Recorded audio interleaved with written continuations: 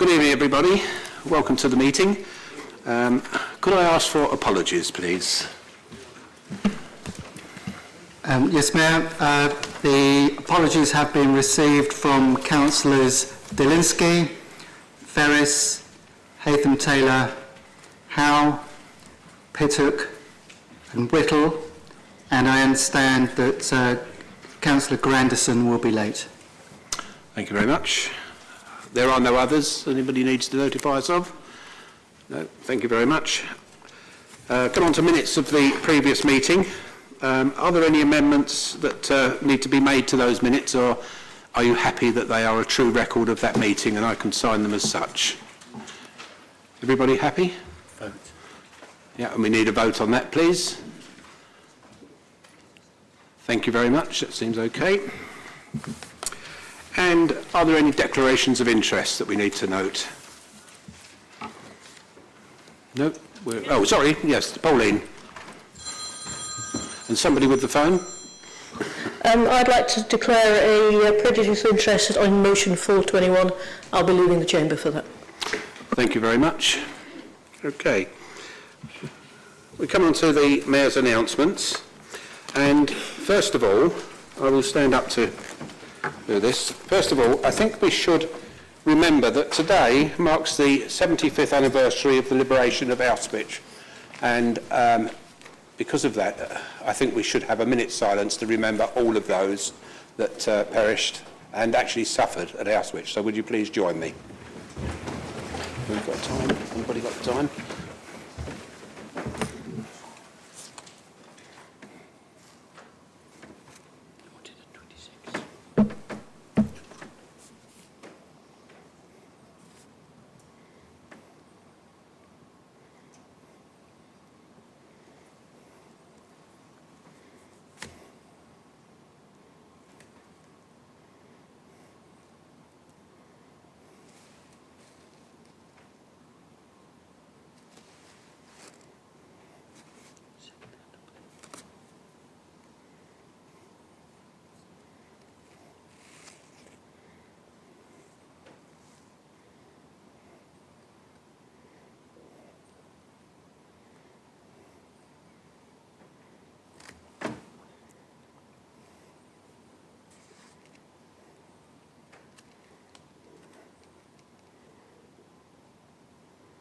Thank you very much.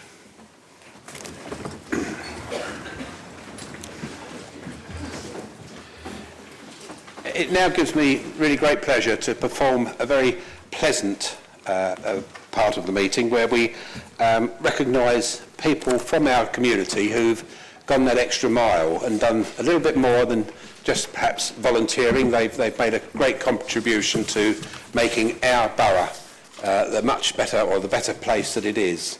So, first of all, I'd like to, let me just dig down and find my papers. I'd like to ask Dennis Erie to receive a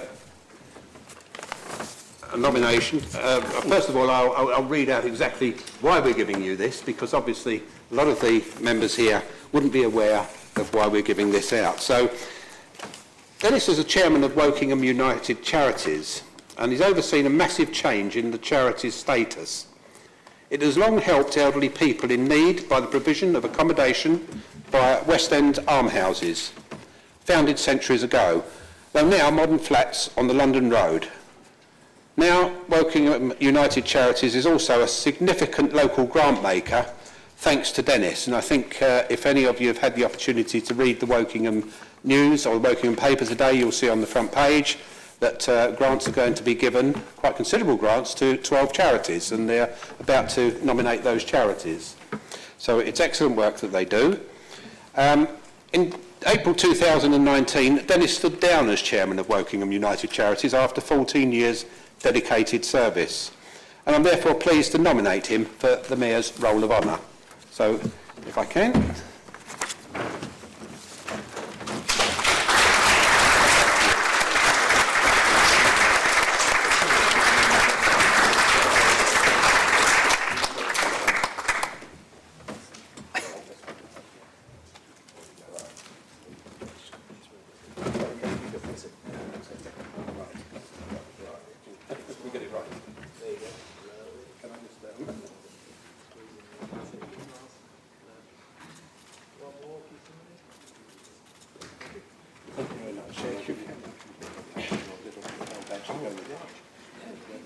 Thanks very much.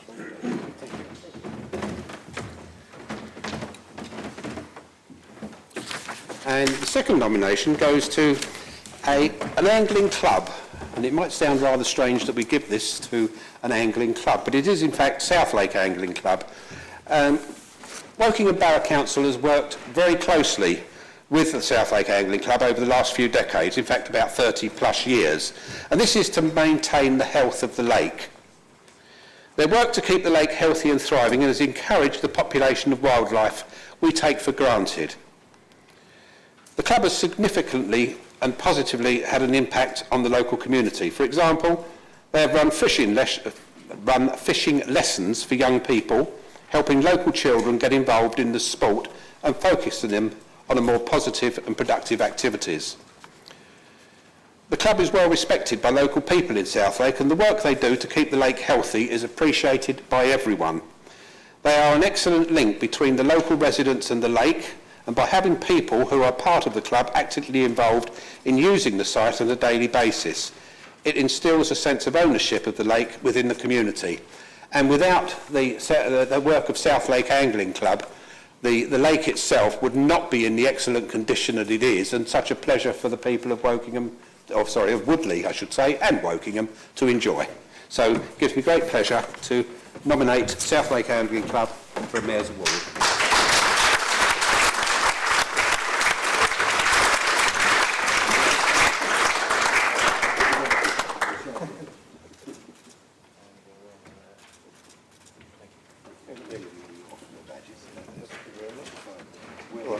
Thank you very much.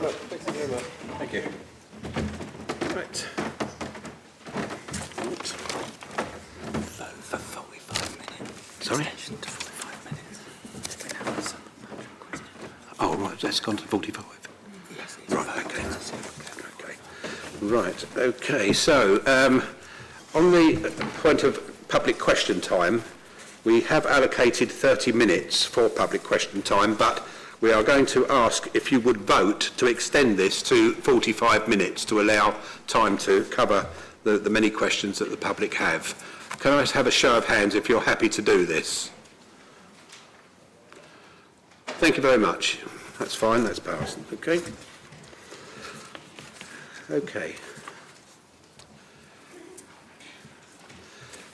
The 30 minutes include supplementaries. They are allowed. But a reminder that the supplementary questions must relate either to the original question or the response that is given to that question. And I would remind executive members that the responses to questions must be no longer than 2 minutes, and these will be timed. Okay, so can I first of all ask Rebecca Walkley to ask her question of John Horsall. Thank you, Chair.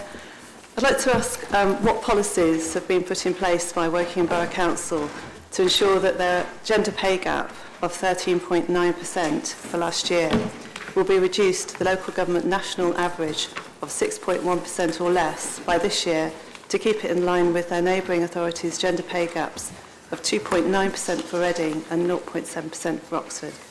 Thank you. John, did you... Yes, John.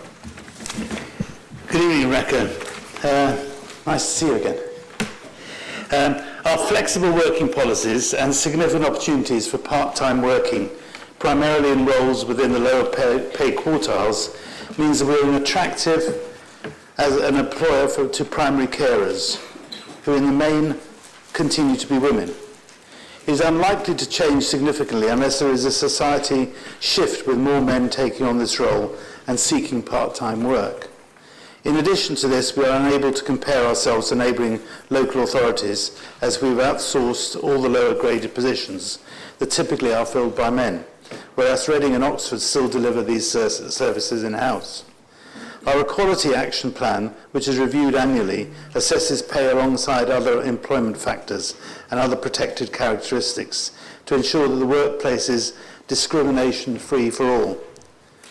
It is also worth noting that our highest paid member of staff is female, and as are 3 out of the 5 on our senior leadership team. Thank you very much. Rebecca, do you have a supplementary question?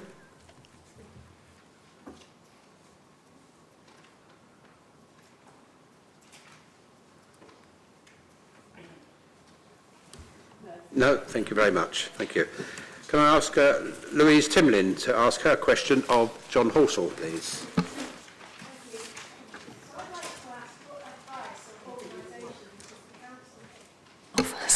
What advice or organisations has the Council consulted or is planning to consult to ensure that an informed action plan drawing on best practice and research is put in place to address the gender pay gap? Welcome, Louise. The Council has no plans at present to consult with their external organisations to address the gender pay gap. However, we do work with the other Berkshire authorities and discuss the gender pay gap and share best practice and action plans with them. Thank you. Do you have a supplementary? Has the Council consulted this very straightforward 12-page document from the Government Equalities Office, which offers very straightforward, practical advice on how to put in place measures to address gender pay gap? And actually, the measures that they suggest are all evidence-based. So have you consulted this at all?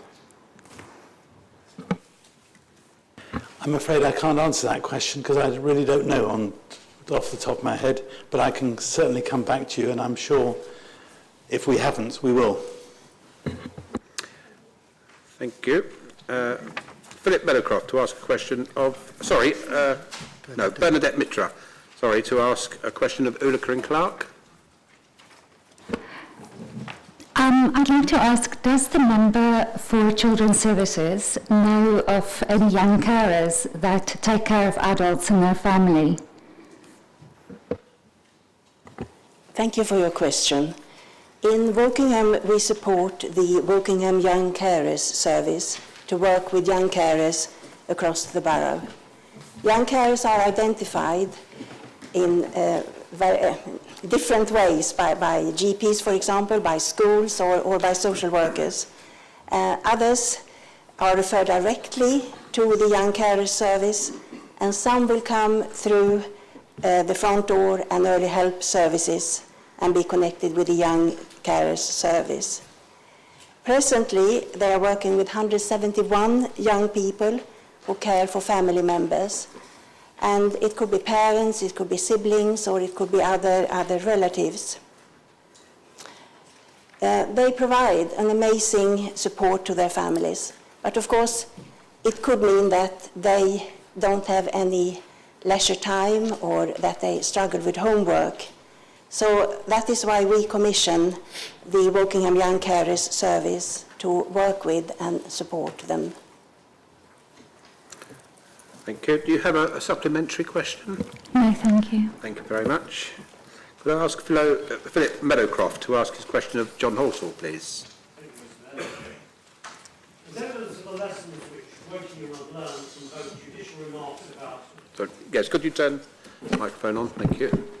As evidence of the lessons which Wokingham have learned from both the judicial remarks about Wokingham's conduct as well as the critical comments contained in the Lingard report, will the Leader of the Council please provide a precise and detailed list of the changes to Wokingham's procedures and organisational structure which have now been made and are being implemented as a result of the collapse before Reading Crown Court and endorsed by the Court of Appeal of the breach of enforcement case against Hare Hatch Sheeplands?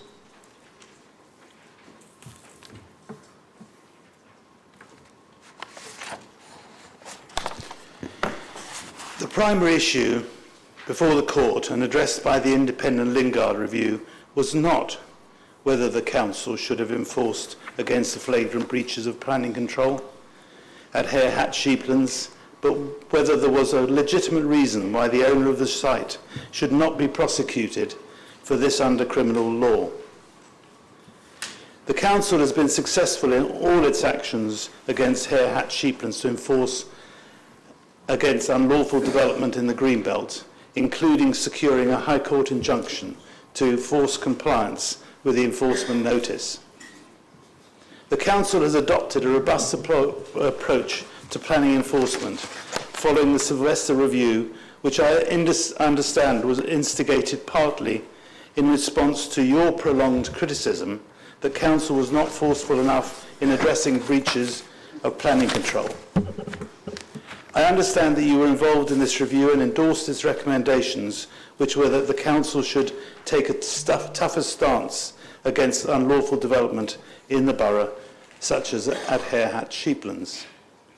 Reading Crown Court, in considering the proceeds of crime application, found that WBC may have induced the site owner to withdraw the enforcement appeal, thereby acting to his prejudice in 2014.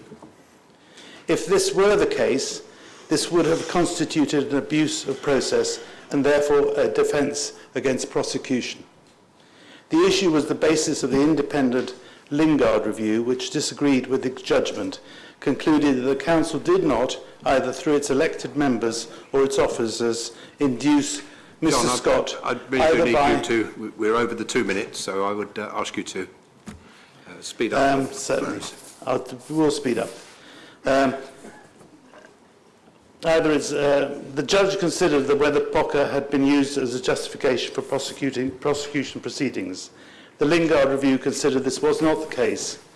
Both the court judgments and the Lingard review did highlight several lessons for the future, particularly the role of members in planning matters. John, I really must ask you to sum up, please. I will take it on the supplementary question. Thank you very much. Thank you, Mr.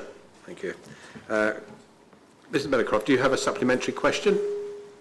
Yes, could I ask the Leader of the Council to continue what he was saying? Okay, thank you.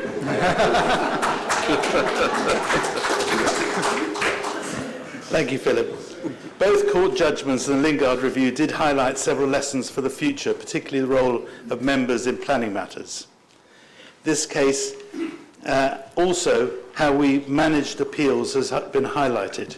We have established a new structure with what we consider the best legal brains and a considerable case management process.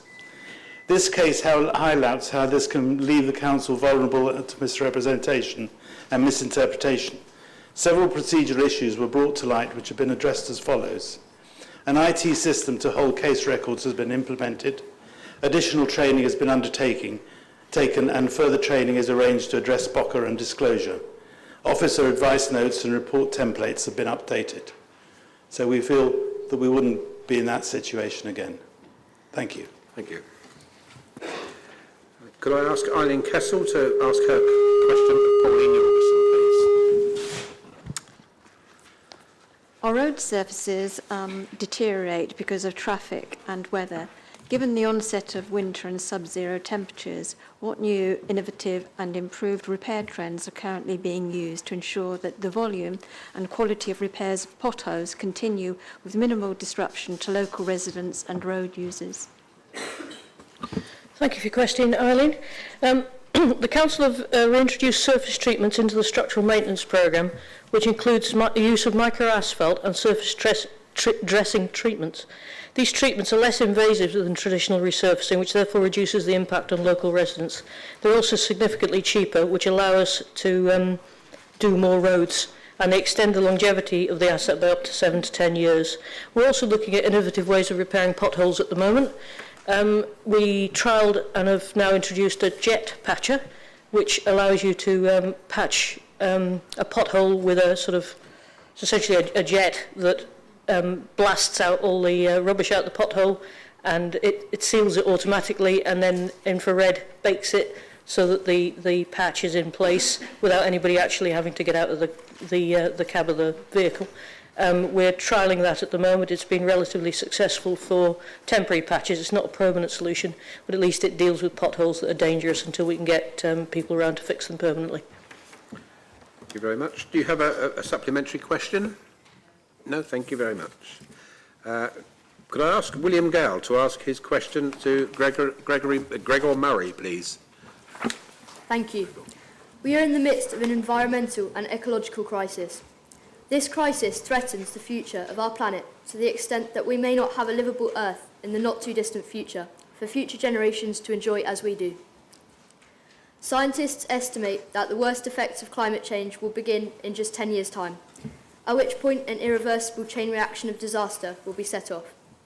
Yet already we are suffering in the grip of the climate emergency. 2019 was the second hottest year on record on this planet, beaten in 2016 by just 0.04 degrees. In this past few weeks, lots of media attention has been brought to the bushfires raging in Australia and to the floods across the UK. And the list goes on. To combat this, urgent action must be taken in the next decade. On the 18th of July last year, this council declared a climate emergency, yet it continues to support the expansion of Heathrow Airport. To what extent do you agree that this council's current policy of support for the Heathrow Airport expansion is in direct contradiction of its declaration of climate emergency? Well, thank you very much for your question. I agree with you, we're in the middle of an environmental crisis, and I'm hugely proud to be leading this piece of work on behalf of the Council following its declaration of climate emergency. On Heathrow Airport, there's a very important distinction to make. We were asked to feed into a consultation which we did in September 2019. What we fed back was that we could only support the expansion of Heathrow Airport if it could be proven to be carbon neutral. And we set forward 3 very distinct criteria upon which that would be measured. We specifically said that Heathrow needed to prove that they could reduce emissions of greenhouse gases, including carbon emissions, and demonstrate a clear pathway to carbon neutrality by all means. We said that they had to be able to demonstrate through monitoring that any increase in the number of overflights over Woking Borough will have no adverse effects on the health and quality of life of our residents. And we said that they had to make provision in order to upgrade the Western Rail access, associated improvements to Twyford Station, and to be able to get their employees and their passengers to and from the airport in a more carbon neutral manner. While those conditions are not being met, this council does not support the expansion of Heathrow Airport. Those were the conditions that we put in place, and while they are not being met, we do not support it. If they are being met, and Heathrow can prove that they are developing in a carbon neutral manner that will not affect our climate emergency, then and only then does this council stand in support of expansion of Heathrow Airport. Thank you very much. Do you have a supplementary question? No, thank you. Thank you very much. Could I ask Charlotte Ibbotson to pose her question to Gregor Murray, please? You have recognised that we are in a state of climate emergency already, since declaring it as one. However, it's clear that action is not being taken place fast enough, and the issue is not being responded to as that of an emergency. Since Wokingham has the highest car ownership in the country, why hasn't the current agenda mentioned congestion charges or road pricing?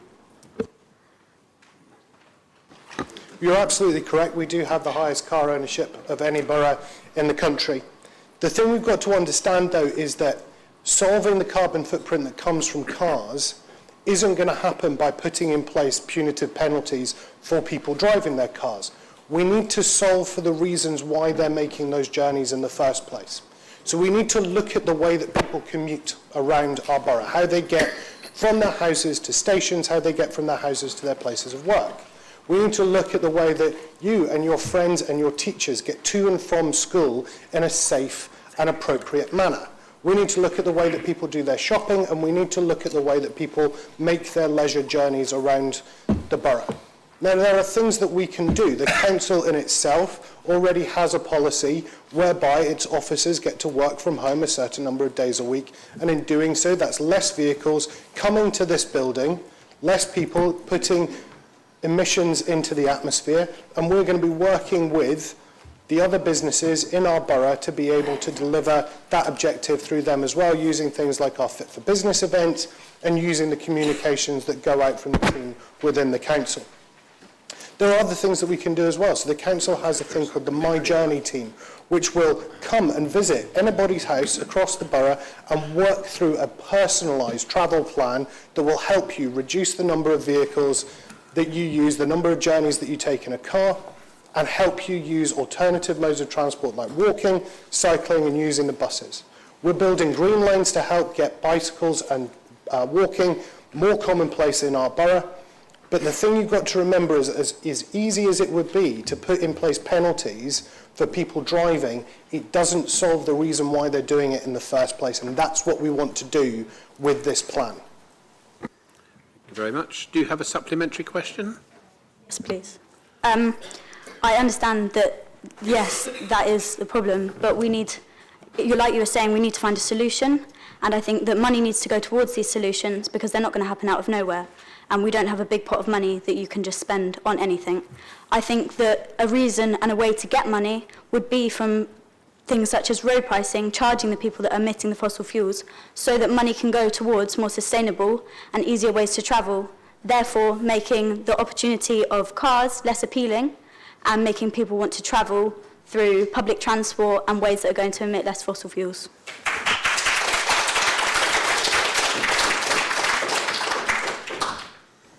It's a very sound argument, and it is a very sound thing to say that if you charge people for using their cars, then you can use the money to help them to use alternative transport methods. What we are investigating at the moment through our Climate Emergency Action Plan is spending £18 million over the next 3 years in developing alternative sources for people, modes of transport to move people around our borough. We can do that without having to charge our residents for using their cars, and if we can fund it without having to charge them, then my personal opinion is that we should, because we as motorists are already taxed very heavily for using our cars in the first place. But for me, it's more important to reduce the number of vehicles that we have on our roads on any given day than it is to put in place a means for charging people for using their vehicles in the first place. Thank you. Could I ask Oz Hafsa Khan to ask a question of Gregor Murray, please? The climate emergency was declared last year by Wokingham Council to stop the climate temperature by raising by 1.5 degrees Celsius. You have therefore made it abundantly clear that you care about this prominent and rising issue. So I would like to ask you, how would you normally travel to meetings like these, and what type of transport did you use to arrive here tonight? That's a really great question. I walked here tonight. I aim to walk to 50% of the meetings that I have here in the council. So I walked to the group meeting that we had last week. I walked to the oversight and scrutiny meeting that I was at yesterday. I walked to the executive meeting that we had last week as well.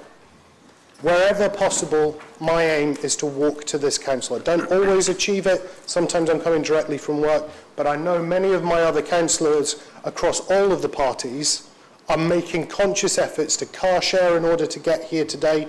But the thing you've got to remember is that this is also a rural borough. The leader of the borough lives 11 miles away. He said to me the other day that if he was going to walk here, he would have needed to have left on Tuesday. We don't have a public transport network that covers the entirety of our borough. We need to work on that. As I've already said, we need to find other ways of moving people around our borough, and that starts with each of us making a conscious effort to reduce the number of journeys we make in our cars every day by ourselves. Thank you. Do you have a supplementary question? Thank you very much. Can I ask Millie Roll to ask her question of Gregor Murray, please? I am a student at the Bulmer School in Woodley. I am asking this because I am concerned for the future of our planet as well as my own. I live in Reading, but I have noticed that both in Reading and Wokingham, our green spaces have been gradually decreasing. I know that all of you here are just as concerned as I am and will take my question into consideration. So my question to you is, how will you be able to make the greenery in our area more effective for reducing our carbon emissions in our community? It's another really great question. I too am really passionate about protecting our green spaces. I've got 2 young children, and the whole reason why I'm here is to make sure that when they inherit our community in 15, 20 years' time, those green spaces still exist for them to enjoy, for them to access, and for them to utilise. The great news is we're already doing a lot to protect the green spaces that you refer to, and there's more that we can do as a direct result of declaring the climate emergency that we did last July. Woking Borough Council has already started to manage the roadside verges and some of our public green spaces less intensively, including adding wildflower cultivation in order to encourage more carbon sequestration and create more biodiversity net gain, particularly for species such as bees that are so vital to our environment. These processes will also help improve soil quality, which helps them work as a carbon sink. As a result of declaring climate emergency, we're also able to set more stringent targets as part of our local plan update that's going on at the moment to ensure that when hedgerows and trees get cut down for development, they're replaced with more that grow in the long run and benefit our environment on an ongoing basis. As part of the Climate Emergency Action Plan that I'm going to be presenting later on this evening, we're looking to create new woodland. We're looking to work with the Woodland Trust to plant 250,000 new trees across our borough. Woking Borough Council is also seeking to support and replicate some very exciting schemes that are being seen across the towns and parishes. And to name just a couple, Woking Town Council are currently installing on the roof of bus stops green areas that will encourage wildlife and help bring down our carbon footprint. Woodley Town Council have declared climate emergency themselves and are already going to be installing moss canopies in order to bring down their carbon footprint as well. And there's more that can be done elsewhere too. Thank you very much. Do you have a supplementary question? No, thank you. No, thank you very much. Ella Walpole, could you ask your question of Gregor Murray, please? In response to the declaration of the climate emergency last July, Woking Council aims to become carbon neutral by 2030. We are all aware many drastic changes need to be made in order to meet this target. The Council can influence the school's carbon footprint, and even though we, the Bournemouth School, have solar panels on a few school buildings, much more needs to be done. What concrete measures is the Council going to implement to make the local schools carbon neutral? Well, the great news on this is that we actually already have a fully carbon neutral school within Woking Borough. St Mary's Shinfield has just won a gold award from the One Carbon Trust, which is part of the United Nations Climate Now programme that gives them carbon neutral status, and they've just received that award in the last few weeks. I've already announced in this chamber a programme to upgrade the solar panels on the roofs of our schools, and coupled to that we're looking at initiatives that will include energy audits for all of our schools in order to make upgrades to things like insulation, light bulb efficiency and things like that. We're improving the equipment and therefore we're improving energy efficiency, but that's only part of the solution. We need to encourage pupils like yourselves to work with the staff to adopt new approaches and actively seek ways to reduce carbon footprint as a school. This includes the way that you and your friends and your teachers get to school in the morning and how you get home in the evening. The Council is working with schools to develop awareness campaigns which will include promoting climate-friendly behaviours, increasing recycling, reducing wastes of all kind. The other thing that we're doing is in March, we're going to hold our first ever Woking Borough Council Climate Conference. It'll be held during the school holidays. It's aimed entirely at secondary school pupils. You'll be invited to attend on behalf of your schools, and there'll be speakers there from people like Oxfam and Reading University and other experts that will be able to talk directly to the challenges that our climate faces and the role that you can play in solving this problem and working with us to help reduce our carbon footprint in the long run. Thank you. Do you have a supplementary question? Yes. Okay. So, don't you think schools should be leading the ecological change to encourage students to engage and therefore make more prominent changes and take it upon themselves to take action, seeing as they are the future generation? I do agree with you that schools need to be leading the way in terms of climate emergency, but I actually believe that all of our residents have a role to play in leading climate emergency. That's why I instigated the climate consultation in order to receive ideas from across our borough in terms of how we can bring our carbon footprint down. But there's more that can be done. The climate conference that we are organising, that's a two-way process. It's your opportunity to feed in ideas to us, having listened to what the experts have to say. Because like I said already, you're going to inherit this community at some point in the future, and it needs to be ready for the life that you're going to lead. I'm honoured to be leading this programme on behalf of the Council at the moment, but we're doing it for future generations, and you need to have a say in how that's going to happen. Thank you. Yes, Ulla Kryn. Mr. Mayor, would it not be appropriate that we showed our appreciation to these young people coming here today? They are so engaged in this very important thing, and may I say have shown such bravery in coming here and speak in front of all of us. Right. So shall we do that in our usual manner? Thank you.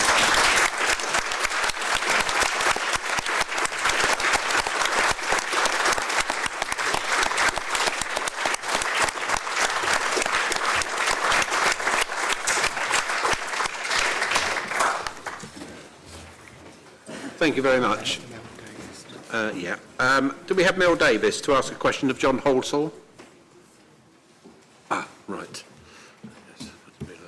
Hello, slightly different practice, but does the leader of the council agree that the climate emergency action plan is weakly vague and contains few of the attributes of a viable management plan, and that it should be returned for a revision before it's approved by the council?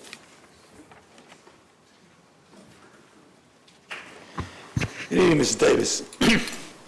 At the council meeting on the 18th of July, Woking Council agreed a motion declaring a climate emergency. The declaration set out the council's commitment to play as full a role as possible in achieving a carbon neutral borough by 2030 and to report progress to council within 6 months, setting out an initial plan of actions. As a working and dynamic document, this plan reports our progress and lays out the initial steps of our journey to working towards achieving a carbon neutral status. It was not the intention to develop a comprehensive plan or a project at this stage. The Climate Action Plan has established the borough's climate footprint for where we will measure all future activity, announced a budget of £50 million for carbon reduction projects over the next 3 years, and established 8 priority areas of focus for the council actions to reduce carbon dioxide emissions over the coming years.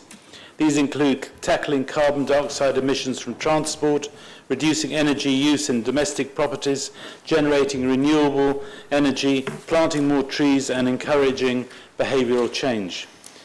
The council consulted with Woking Borough businesses and specialist consultants, all of whom have given a positive feedback on our plans. The government-funded Greater South East Energy Hub fed back that the plan demonstrates that Woking Borough Council is a leading local authority in the field and suggested the plan should be shared with other local authorities as an example of good practice. The Climate Emergency Action Plan is a high-level programme of activities, work streams to begin our journey towards a zero-carbon future. The extent of these actions will require the appropriate project and programme management frameworks to ensure effective delivery and corresponding monitoring. We have set up working groups for each of these priority areas which will support the delivery of the action plan. An annual Climate Emergency Progress Report will be prepared with a programme that stretches out until 2030. Will set out more manageable timeframes of work to support delivery of the action plan, whilst being able to respond to both once policy. Again, so, in essence, what I'm saying, Mr. Davis, it's a dynamic plan and it's a first step. No, I don't agree. Thank you. Thank you. Do you have a supplementary question? Yes, I'd just like to thank the executive member for the climate emergency for his work so far. But I just wanted to be assured, and I think you said something there that partly assured me, that proper programme management principles are used in this really important and very expensive and enormous endeavour. Something that's more important than most things that probably pass through this council chamber. So, Thank you very much. Did you wish to reply, John? I assure you we take this very, very seriously, Mr. Davis. I've been a tree hugger all my life, and I shall probably die a tree hugger. I regret any change in the borough, and we are determined to do whatever we can, and recognising that we are not either world government or national government, so we don't have all the levers within the borough to do more than we are doing, but our plans are very, very ambitious, and we will progress them as fast as we can in as disciplined a manner as we can. Thank you, sir. Thank you. Well, that completes the public question time. We come on to item 48, which is petitions. Do we have any petitions that need to be presented? Yes?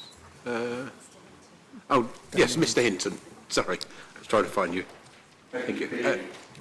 Slightly against most of the questions today, but very quick. The whole petition here, I'm going to lift it up and then put it down so you can see how size it is without me dropping it to the floor. So the petition states, as of midnight on Monday the 26th of August, the landlord was closing Denmark Street car park for good. 3 minutes. This follows the denying excessive planning application on the car park. Denmark Street car park is an easy part of both of the infrastructure, and we call on Woking Borough Council and the landlord to come together with a solution that will keep the car park open. Now this petition achieved 4,123 signatures, which is a sizable one for a petition of this size. One of the key things about this car park is it's close to Denmark Street. We had unbelievable support from all the businesses and residents around there, where most of them held petitions in their shops to get signed throughout about 3 months. This goes against what the council do with the climate plan by having more cars parked in the car park, but this is one of these car parks in particular that's used by elderly and disabled residents trying to get to Denmark side. The amount of times I had conversations with people who said, I don't go shopping in Denmark Street anymore because I can't park close enough. This people, elderly people, people with disabilities, we need to be showing to be supporting those and the side and Denmark Street businesses. Thank you. Thank you very much. Would you like to hand your petition to... Please, thank you very much. Thank you. Right, that concludes the public questions and petitions. If members of the public would like to leave the chamber, you are welcome to do so, or you are welcome to stay and listen to the rest of the proceedings from the public gallery. So thank you very much for your attendance.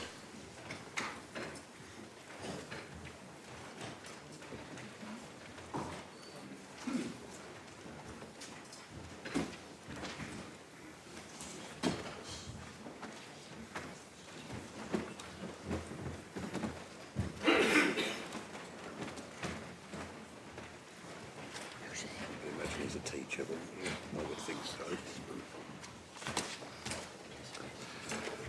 Is he going to stay or is he going to go? He's going. Yeah. Right. Okay.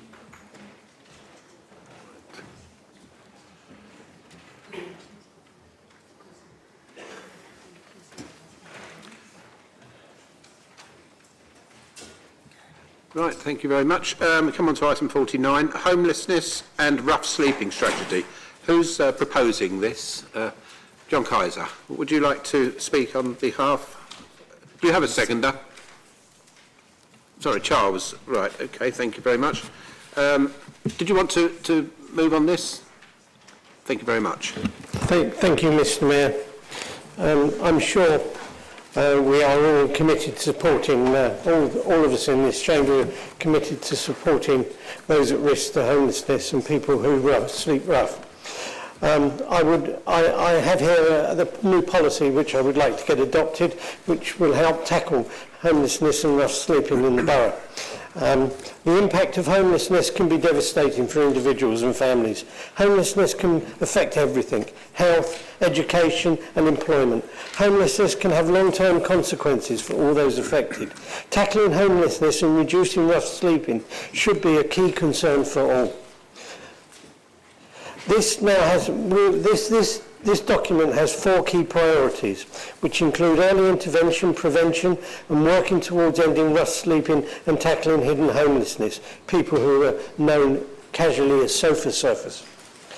But building more affordable homes and supporting our vulnerable, both the young and the old. To address these priorities, the Council is proposing to work with long-term rough sleepers, look closely at the hidden homeless in the borough and to reduce the use of emergency and temporary accommodation. This strategy focuses on early intervention and prevention, working with partner organisations in the borough, exploring options for the development of a pilot housing first or similar, schemes assessing hidden homelessness and addressing rough sleeping, refreshing the policy that sets out how the council allocates its social housing and it builds its new homes and protects its vulnerable residents. And as such, I recommend this document to you tonight. Thank you very much. Thank you. Councillor Roberts, do you wish to speak now or do you wish to reserve and speak later? Reserve, please, Mr. Mayor. Thank you very much. Is there anybody else who wishes to speak on this subject? Can you keep your hands up? Thank you very much. We've got Prue, David Hare, Gary Cowan and Carl Doran. Oh, and Rachel. Okay. We'll work round. So, Prue, would you like to speak first? Thank you, Mr. Mayor. The week before last, I left the council offices after a meeting using the back door out down the steps of the car park over there. Shockingly, there was a homeless man wrapped in a sleeping bag, sleeping at the top of the steps. Many of you will remember a recent council meeting during which the Deputy Chief Executive was called out to try and deal with a woman who had presented herself at reception, having fled the place she was staying because she believed it was unsafe and had nowhere to go. And unfortunately, this council was unable to help her in the way she needed, not for want of trying, but because her specific circumstances didn't qualify her under the rules that are in place, which is equally shocking. Nothing like either incident has happened in all my time as a councillor, and I have been elected for 20 years in May. Something is wrong and getting worse, and we need to fix it. We won't fix it by the government simply spouting rhetoric and telling councils they have to do something, giving them extra duties and making them write a strategy. Now, there's nothing wrong with this strategy as far as it goes, and I don't doubt the commitment of officers trying to help people. The actions this council will take through the strategy will make a difference at the edges, but it won't solve the problem of homelessness. Providing more affordable homes and other housing-related actions like reforming the private rented sector and tackling empty homes will also not be enough to fix it. That's because it isn't just a housing problem. People are homeless for all sorts of reasons, and to reduce the numbers we need far more resources to tackle mental health, particularly for forces veterans. We need to focus on ex-prisoners, on drug and alcohol dependency, family breakdowns, domestic abuse, uncertain and fluctuating employment and income, and of course, sort out the welfare system. Unfortunately, I don't see any sign that this country is about to start doing any of those things. In the absence of action on a wider scale, we need to do what we can here in Wokingham. That means agreeing this strategy and acting on it, because it could make a difference locally. But as I say, no one should be under any illusion that it's going to solve homelessness or rough sleeping. Thank you very much. Rachel Burgess. Thank you, Mr. Mayor. First, I wanted to thank the officers who have been involved in producing this strategy. It's a thorough and comprehensive report, and I thank them for the obvious care that's gone into it. It is, however, deeply saddening to see the increase in homelessness in Wokingham under successive Conservative governments and this Conservative administration, with an increase in homelessness acceptances in Wokingham of 600% between 2011-12 and 18-19. And the mere fact that we have people who are not only homeless, but literally sleeping on our streets in such a wealthy area, in such a wealthy country, should shame us all. The Conservative government, along with this council, have the power to reverse the alarming trend, to ensure, as we've already heard, there's enough affordable, genuinely affordable housing available, to provide enough funding to councils, to properly support services such as domestic abuse, refuges and mental health services, instead of slashing their funding to dangerous levels, and by cracking down on ruthless private landlords. In this difficult climate of seemingly never-ending austerity, I want to finish by applauding the work that's already undertaken by officers and other agencies in Wokingham day in, day out, in early prevention and ongoing support for our most vulnerable residents. Thank you very much. Councillor Gary Cowan. Thank you, Mr. Mayor. I welcome this policy and it has my complete support. I mean, just the four headline key priorities are actually very important, but I'd rather go more into the document and pick on the key groups in Wokingham, which recognises care leavers, people with mental health problems, and probably, very interestingly, veterans. The policy won't solve every single problem in the borough, but I think it goes a long way towards it, and it has my full support, and thank you. Thank you very much. David Hare, please. Thank you, Mr. Mayor. I too support this policy and think it's a start, as Councillor Bray said, but I'm afraid it is only a start. As Councillor Kaiser said, homelessness can be devastating. It affects people's self-worth. It is a key concern for all of us, and it's right on our doorstep, as has been proved recently. But this report presents figures that say that they've increased acceptance to people presenting homeless by 600% in the last few years, while numbers presenting has only increased by about 400%. I must say that looks very good, but then you look at the figures and only 37% of people who present homeless are worked with now, and back only 5 years ago that figure was almost 50%. So we've decreased the number of people that we work with who are presenting homeless, but the number has blossomed. So I think that we need to do more. People who present homeless are the needy, the marginalised, the discarded of society. And it must be our responsibility as a supposedly caring council to work with these people, to house them at least. You don't present homeless unless you're pretty well down the scale of need, in a pretty hopeless situation. And we don't want to be taken for a ride, and I agree that we must make sure that that doesn't happen. But we must, yes, as this says, focus on prevention. But we also need to increase our support. Looking at this, it says that we will not spend any more on homelessness than we do now. There is no growth in our spend.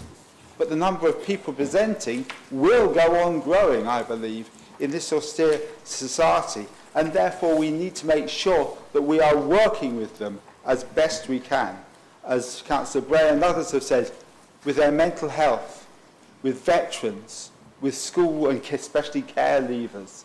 We need to be with them, and we've got to spend more to make sure that the people of this borough do not spend the night in the cold with nowhere to rest their head. Thank you very much. Councillor Carl Doran. Thank you, Mr. Mayor. I just want to thank Prue for her mention of forces veterans, of which I am one, who were disproportionately affected by homelessness, and I think that's important to all of us in this room. I respect that. The rise in presentations, which is even affecting a place like Wokingham, so affluent, is a cause. It's been caused by poor decisions, both locally and nationally. Continuing austerity, the rollout of universal credit, and the lack of social rent housing are implicated. Now, we can't do much here about the first two. Only governments can do that, and people need to take their views off to those governments. But the lack of social rent housing is something this council has all the powers required to resolve. On page 86 of this agenda, it says there is insufficient supply to meet the high demand for social rented accommodation in the borough. So it's surprising that in this document, shared ownership affordable housing is listed and talked about as an equivalent need to social rent housing, and it simply isn't. 2/3 of the shared ownership waiting list, which is a reasonably similar number to the normal waiting list, don't actually live in the borough. And, you know, I hardly think there are homeless people waiting on their shared ownership mortgage application to come through so they can have a home here. We need to be dealing with social rent accommodation. The current local plan and the new local plan advocate a 70% to 30% split in favour of social rent housing over shared ownership for any affordable housing that we allow. My view is that this target is routinely ignored in favour of creating more shared ownership housing and less social rent housing. If we met the targets imposed by our own plan, both the past and the new one, we could have more than doubled the number of social rent homes completed last year. We would have nearly 400 rather than 182. So I hope that this strategy will mean we actually try and hit those targets in the years to come, and we'll be holding you to account on that. Thank you very much. Councillor Margaret, do you wish to speak? Thank you very much. Councillor John Kaiser, do you wish to speak? Yes. I think it's quite important. This very much document is an expression, and we're seeing the growth, which is a shame. But I'd just like to say we go a bit further on this. I mean, so social housing is important to this borough. And one of the things that I'm looking at the moment in my capacity, working with the officers, is increasing the amount of borrowing that we can get in our housing revenue account. That will mean we will be able to deliver additional social housing.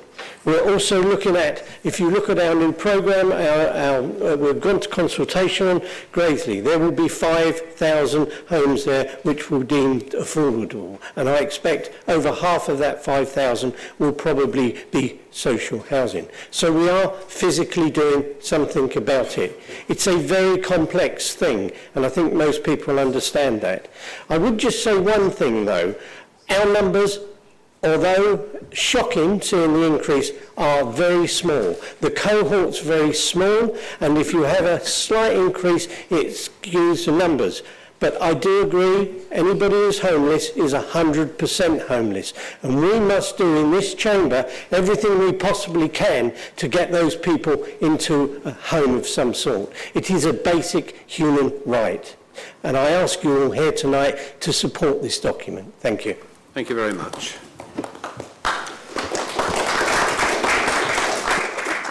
Okay, I now ask the members to support the recommendation that Council, as recommended by the Executive, approve Wokingham Borough Council's homelessness and rough sleeping strategy 2020 to 2024. Those in favour? Thank you very much. That's carried. Thank you. Come on to item 50, which is the council tax base for 2021. This is to be proposed by John Kaiser. Yes, that's right. Oh, not point of order, is it? I have an amendment. No, not just yet. Sorry. We can't do it until it's been proposed, seconded, and then we go to a decision. Yeah, okay. John, would you like to propose? Okay, I mean, this document is really procedural more than anything else. It just states the number, the increase in the number of the council tax base, which is 2.65%. The total, it actually means that we've got another, I'm just looking very quickly, it's just under 2,000 additional homes in the borough, which shows the borough's growing. Thank you. Thank you very much. Is there a seconder? Yes, Chris Baring, would you like to speak now, or would you like to? At the moment, I have nothing to add. Thank you, Mr. Mayor. Okay, thank you very much. Okay, we can come now. Anybody else wish to speak? No? He stood up for the wrong item. Yeah, he has, has he? Oh, right. Okay. Right. Does the seconder wish to speak? Sorry, did I go there? No, you're quite happy, are you? Right. Do you wish to come back again, John, at all? Not really, as I No. said, Mr. Mayor. Okay, It's a procedural issue, as much as anything. Thank you. Okay, I'd invite the members on this recommendation, which is set out onto the report. Let me just get it up and I can read it to you in case you haven't got yours handy. And that recommendation is the Council is asked to agree the proposal council tax based for the whole area and by parish as set out in the report. Those in favour? Yep, that's carried. Thank you. Right, we come on to item 51, the council tax reduction scheme. I believe that's going to be proposed again by John Kaiser. No, he can't stand up yet. No, just you have to. Sorry, David. No. David, sorry, you have to wait until it's been proposed and seconded. Thank you.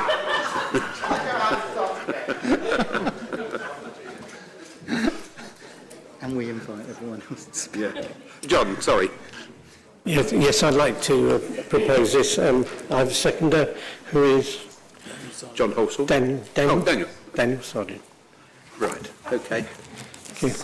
Would you like me to speak? Yes, please. Yeah. Okay, thank you very much. This is a scheme where this is a scheme where the people most vulnerable in the borough financially have the opportunity to reduce or expunge their council tax. And it's the same scheme that we've been running now for a number of years.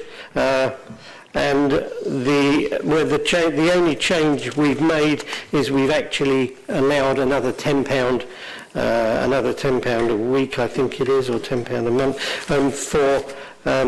to take care of inflation. This was originally set up by the government, and it was statute, and they did make regulations around it.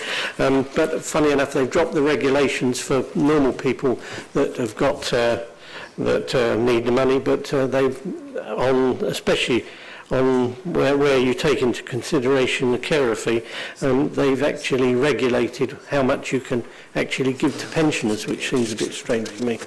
But I recommend this document. It helps the most vulnerable in the borough, and I'd like to recommend it to the Chamber. Thank you. Thank you very much. Does the seconder wish to speak at this stage? No, thanks. No? Okay. Is there anybody else who wishes to speak? David! Anyone else? Is there anybody else, just before you start, is there anybody else who wishes to speak on this? Yeah, right, okay, so we start. Are you? Right, okay. So, sorry, could you keep your hands up, those who wish to speak on it? So we've got Rachel, Andy Croy, and the lady next. Shirley Boyd. That's just three, is it? That's it? David and Prue Brain. No, Prue Brain wants to speak after it's been proposed. Yeah. Right. Okay, so... That's where we go to David. Yeah, David here, please.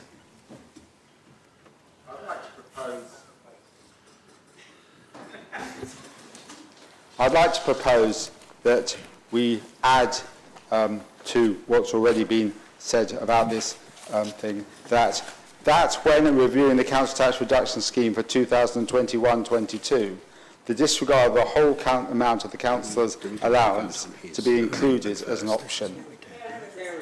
Carers, sorry. Yes. The whole amount of the carers' allowance to be included as an option. Replies. John replies.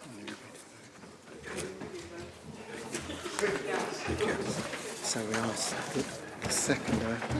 Right. Thank you. Prue, did you, as a seconder, would you like to speak now?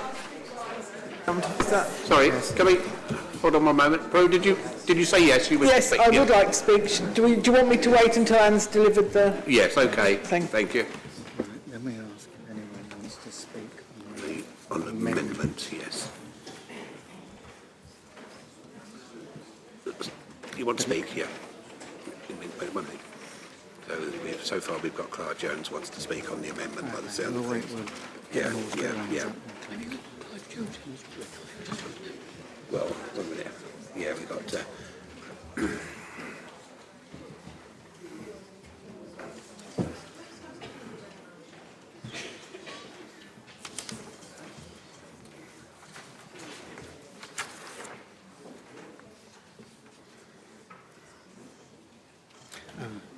I think we asked Yes, sorry. First of all, we asked the original, after the second spoken, we asked John if he is accepting the amendment. Right, okay. If he accepts it, That's fine. we'll carry on. Yeah.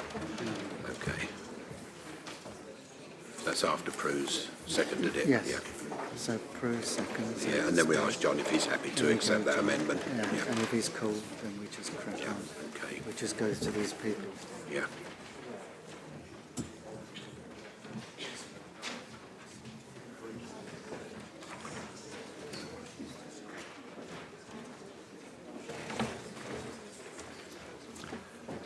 Right. Okay, thank you. You all have a copy of the amendment. Prue, would you like to now speak on it?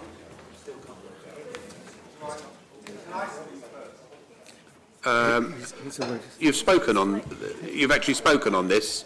So. Oh right. Okay. Yes. Okay. You can. Yeah. You can speak on it. Sorry. Thank you. Thank you, Mr. Mayor. We would have liked to be in this disregard of the whole of the carers allowance this year, but we found out that the cost of going to judicial review was prohibitive. And therefore we say, well, let's look at it for next year. But we want the whole of this carers allowance to be disregarded, as it's unfair, we believe, that something that's meant to support those doing such a valuable and worthwhile job for the whole of society, and especially perhaps we think of this council, a valuable and worthwhile job for us all, it's unfair to call what should be a supportive sum to help people with a very difficult situation, to call it an income, because it isn't an income, it's a support for people in very hard situations. Thank you. Prue. Carers play a role in our community for which we should be extremely grateful, not only for the sake of the people for whom they care, but also, and relevant to this amendment, because they save the council and the state an enormous amount of money. Without them, I don't know how the social care system would cope. Carers are paid an allowance which I believe is £66.15 a week, and most councils disregard £36.85 of that allowance when calculating the entitlement to council tax reduction. Wokingham has gone a little further already. We used to give carers a premium of £10 a week to help with this. Now we have incorporated that £10 into the amount we disregard, which is thus £46.85. That still leaves £19.30 a week that's taken into consideration. And the Lib Dems would like the council to disregard that £19.32. We recognise that agreeing that tonight would mean a further public consultation and a delay in the council tax bills going out. Now, while some residents might welcome a delay in getting their bill, on the whole, it's not a good idea for the council's finances. Therefore, we are proposing the amendment before you, which is to ask for the complete disregard of carers allowance to be looked at when coming up with next year's scheme. Thank you very much. Councillor Kaiser, do you wish to accept that amendment? I'd just like to say a couple of things about it. I mean, first of all, I'm led to believe, and I need to check this, but I believe there's a statutory limit on what you can do with pensioners. So you could find yourself in a situation where poor pensioners are getting less. We're getting less than. The other thing I would just hasten to add, I mean, I'm not always in favour of non-mean tested benefits. I mean, say, because purely and simply because if Richard Branton lived in the borough and his old mum lived here, he could apply for a carers for her. So, but I'm quite happy to accept this amendment, but I would really like to discuss it and understand what we're doing with it next year, but I'm quite comfortable to accept it. Thank you very much. Thank you. No. Rachel Burgess, would you like to speak now? Thank you, Mr. Mayor. This overall scheme is disappointing for our residents on a number of levels. The report shows that the amount spent helping vulnerable residents with their council tax has fallen yet again, this time by almost £300,000. Spending has fallen every year since 2012. While this undoubtedly helps increasingly stretched budgets, it also means that over 1,300 fewer people are now helped by this scheme as a direct result of Conservative funding cuts. We forced the Executive into a U-turn last year when they callously agreed initially to include a child maintenance tax as part of this scheme.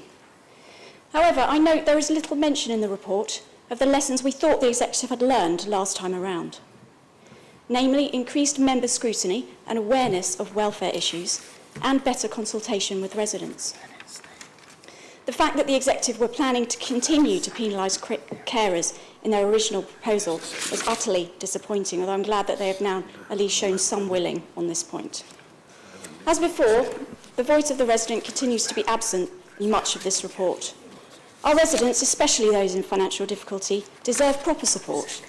The fact is, the changes to this scheme over recent years to cope with the demands of austerity and changes to universal credit are not warranted, and I cannot support them. Our residents deserve better.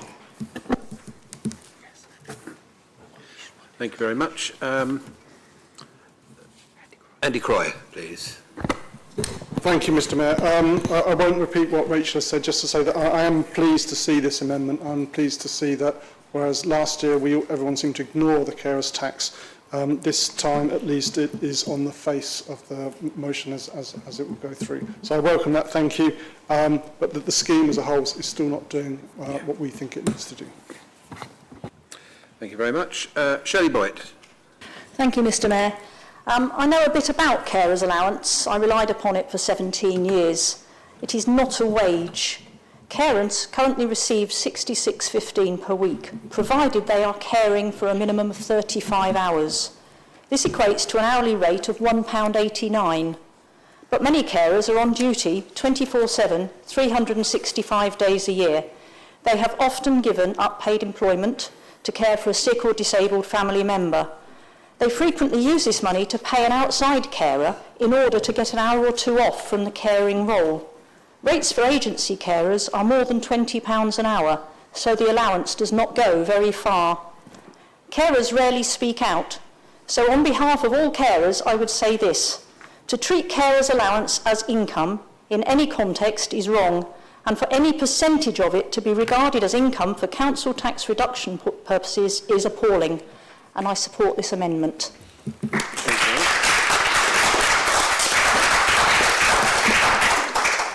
Would the seconder like to speak, Daniel? No, thank you. Okay, thank you very much. John Kaiser, would you like to come back? Yes, thank you very much. I mean, we do what we can within the budget. We've increased it by £10 again this year. I would just say, at least the Lib Dems were asking the question about this back in November. I heard nothing, seen nothing of the Labour cohort. They haven't asked about it. They haven't asked to be involved in it. They just want to come here and rubbish the report. Well, that's up to them. Thank you very much. Okay, we now come to the vote, and we're going to be voting on the proposed amended recommendation. I won't go through the whole recommendation in view of the time restraints, but just to say that you've got the yellow sheet showing item 4 as the amended part of that recommendation. So all those in favour, please show. Yep, that's carried. Thank you very much. Okay. Right, item 52. Oh, sorry. Andy Croy stayed. Oh, Andy Croy, yes. There was no vote against. We would like to vote against. Sorry, yes. Are there any other votes against? Excuse me. 4 votes against. It's still carried. Thank you very much. Yes, item 52, declaring a climate emergency initial action plan, which is pages 121 to 172 on the agenda, to be proposed by Gregor, I believe. Mr. Mayor, on a point of order before I begin speaking, I'd just like to clarify with Council the wording of the recommendation of this item. It should read, the Council approves the initial climate emergency action plan as a recommendation. Can I ask that this be included in the minutes and ask members to vote on that amended version of this item rather than as it stands currently in the agenda? Right, can I just, where are we? We've got 120, that's not right, is it? 121. Not the right page. Yeah. Okay. Are members happy that we just changed that? Those in favour? Yes. Okay, thank you very much. Thank you for that. Mr Mayor, it is with a great amount of pride that I bring the initial Climate Emergency Action Plan to Council for approval and endorsement. This action plan is the culmination of 6 months of hard work by officers from across all departments of the Council following our unanimous declaration of climate emergency in July. The ideas and actions that make up this plan come from 4 sources. They come from Council officers from across all aspects of the Council. They come from members of the various different political groups.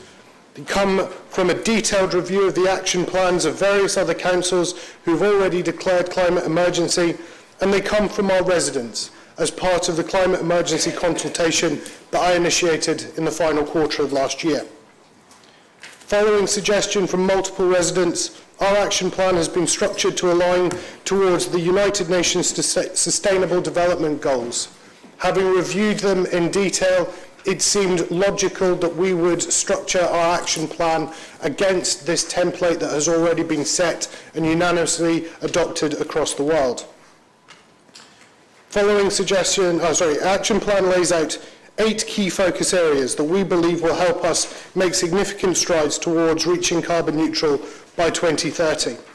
They are taking control of our energy generation, storage and distribution via construction of our own solar farms, forming a green bank to assist residents and small businesses in moving towards personal carbon neutrality, adding specific environmental and carbon neutral targets and requirements to our updated local plan, investing and promoting heavily alternative transport means as solutions for the reasons why people are moving around our borough, planting over 250,000 new trees over the next 5 years in partnership with the Woodland Trust, creating a sustainable schools programme following the exceptional example set by St Mary's School in Shinfield, setting even more stretching recycling targets with a target also to send 0 waste to landfill within the time period, and creating an ongoing educational programme to bring behavioural change for our residents, businesses, charities, our towns and parishes,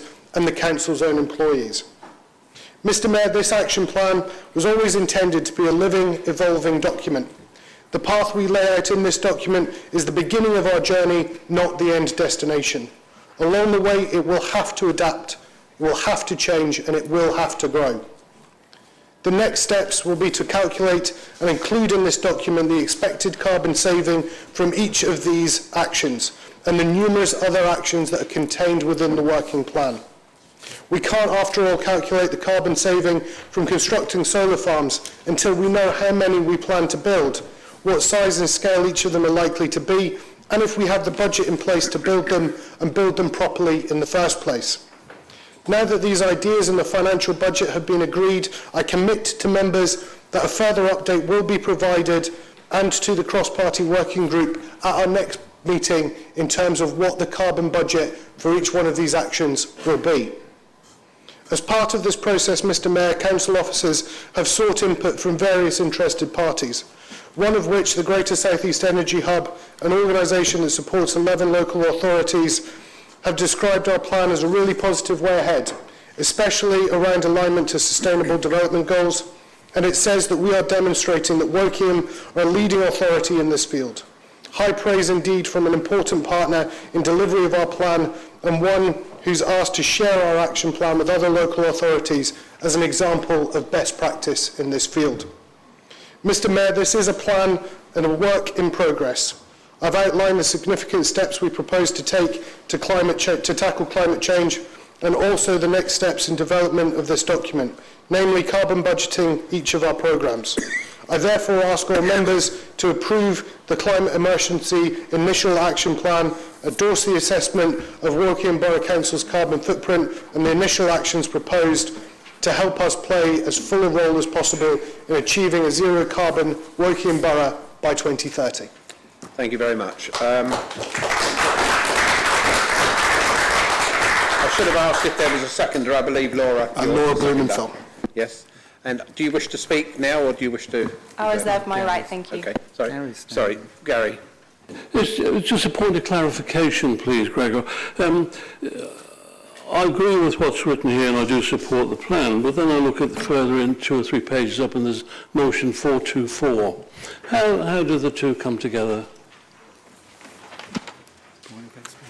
Yep. If this is referred to Heathrow, I will refer you to the answer that I've already given tonight in relation to a question from members of the public. I know that Heathrow is going to be continually debated by this council later on this evening, and I look forward to hearing everybody's voices in relation to that. Is there... No, she's going to come back here. Is there anybody else wishes to speak on this? Right, if you could keep your hands up. Paul Fishwick, Imogen Shepherd-Dubay, Sarah Kerr, Gary Cowan, I can't see the guy in the middle, Rachel, Jim Fruin. Jim Fruin, oh yeah. We're over here, next to Gary Cowan. Next to Gary Cowan is Jim Fruin. No, it's not. Oh, it's Jim Fruin, yeah. Sorry, Rachel Burgess, Annie Croy and Carl Doran, nobody else. Okay. Oh, Sarah Kerr, you've got... Sarah Kerr. Okay. Yeah. Okay. 1, 2, 3, 4, 5, 6, 7. 1, Okay. 2, 3, 4, 5, 6, 7. We've got 8, so it must be Right. Okay, we'll start with Sarah Kerr, please, Councillor. Thank you. I would firstly like to take the opportunity to thank this council chamber for unanimously voting for declaring a climate emergency. This will be one of the most important decisions we will ever have made. I also want to thank Councillor Murray for agreeing to the amendment to the recommendation I requested. Thank you. And my biggest thanks goes to the officers and Rhiannon Hayes in particular for all the hard work they've put into producing what we see before us, an update on what is a work in progress. This is a momentous job, and some of the ideas in this action plan have legs. It's a good start, but it is just a start, and whilst I appreciate this is a living document that will evolve, there's still a lot more work that needs to be done before the first draft can be published. There are still conversations to be had as to the scope of this document, how we scrutinise the actions we're proposing, but most importantly, will it actually work? Currently, the document does not contain a carbon budget. This is an estimate of the carbon savings for each of these initiatives. When all added up, will they result in us being a carbon neutral borough? My fear at the moment is that whilst there are some really great ideas, we're just scratching the surface. Some tough choices will have to be made that aren't going to be popular if we're truly serious about this. But I don't see much evidence of that yet. However, I am more than happy to be proved wrong and find out these actions will reach carbon neutrality. But until we have that carbon budget, how do we actually know? The governance and scrutiny structure also needs tightening. It was stated in the local paper at the beginning of the month in a feature piece about this very document that the cross-party working group had written this document. We haven't. At the point of that article being printed, we had only had a meeting to agree terms of reference and throw a few ideas forward to be considered. We saw the first draft copy 2 days after the news article had been printed. The working group needs much more of a handle of the steer of this than it currently does. We also are yet to debate changes to the overview and scrutiny function of this council in order to accommodate this climate emergency agenda.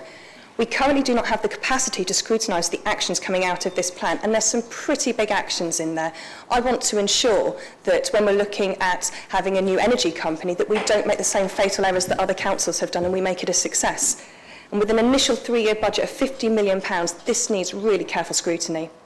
I look forward to when, in July, this item is brought back to Council and ready, having addressed many of the points I've made, for us to properly consider whether we commit to it. Thank you very much.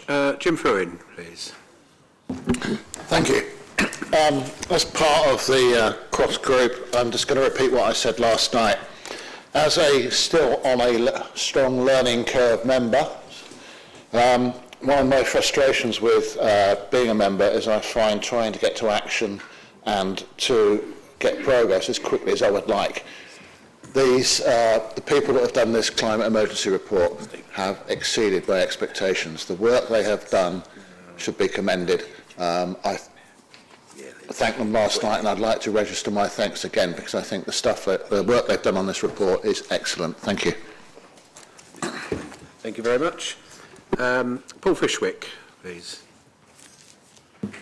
Thank you, Mr. Mayor. Firstly, I'd like to thank officers of Wokingham Borough Council for all the work they've put into this climate change emergency initial plan. It's an extremely important document, and it's likely to be the most important one this decade. However, despite the huge efforts of staff over the last 6 months, it has been brought to this council meeting tonight prematurely, as it really is an update, work in progress. As pointed out by the executive member, the action plan measures have not yet been modelled to provide the estimated reduction in carbon against each sector, and when to ascertain if this borough, with all its exclusions, such as Highways England network, will reach carbon neutral by 2030.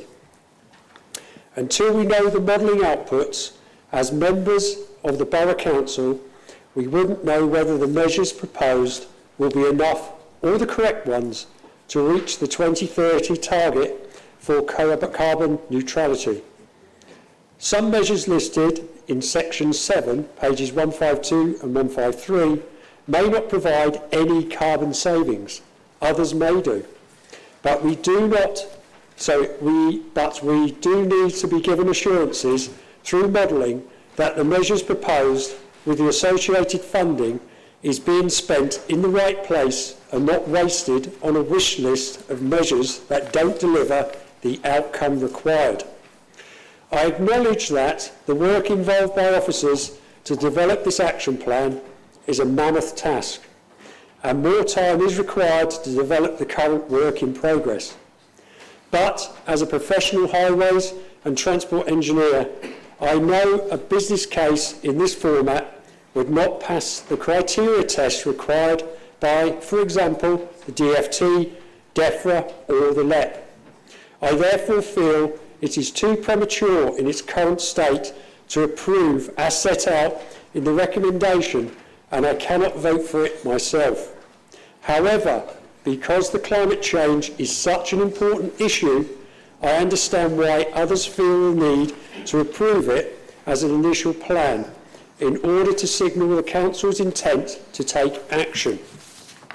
I strongly suggest that an updated and more detailed and robust report is brought back to this Council as quickly as possible and no later than July 2020, full Council for approval. Thank you. Thank you very much. Andy Croy. Sorry, point of order? Yes, Councillor Baring. Thank you, Mr. Mayor. In accordance with Standing Order 4.2.15.5, may I call for a recorded vote at the end of this item, please? Thank you. Are those in favour? Okay. Right, okay. Yeah, that's fine, thank you. Okay, Andy Croy, please. Thank you, Mr. Mayor. The motion passed by this council in July said that the member for climate change will set up a cross-party working group on the climate crisis to investigate and propose further recommendations, and the working group has not done this. We have not investigated and we have not proposed. The group has met twice. There is no sense in that group of being able to influence the development of the plan and no way of changing the plan. The group agreed to meet in secret. I had hoped this would allow us to have uncomfortable discussions about the steps we might need to take. Instead, the secrecy has shielded the public from the awful hollowness of proceedings while the executive member talked to the press for political advantage.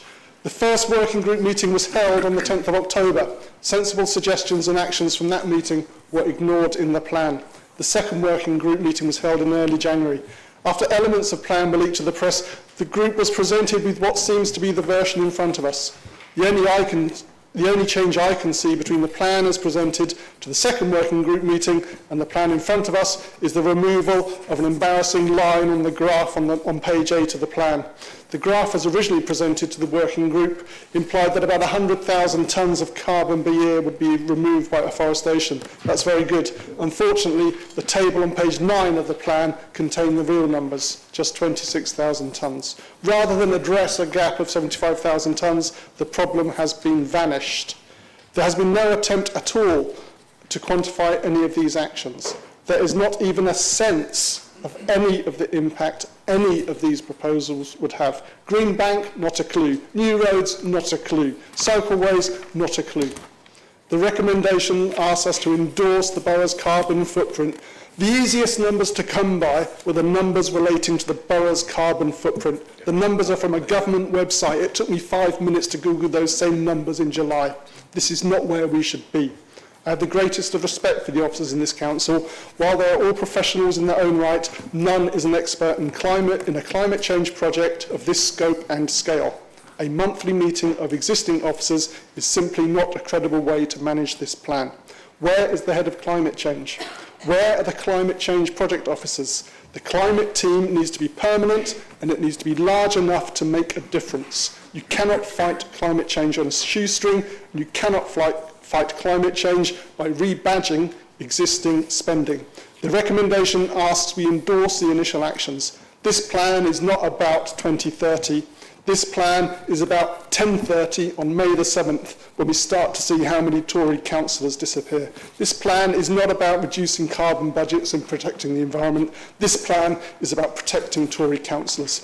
This is an election emergency plan, an electoral stunt, and we should not be approving it.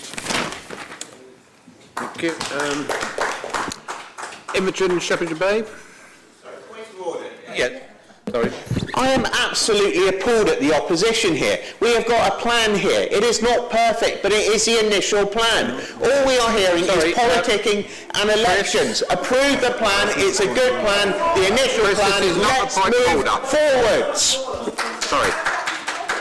No.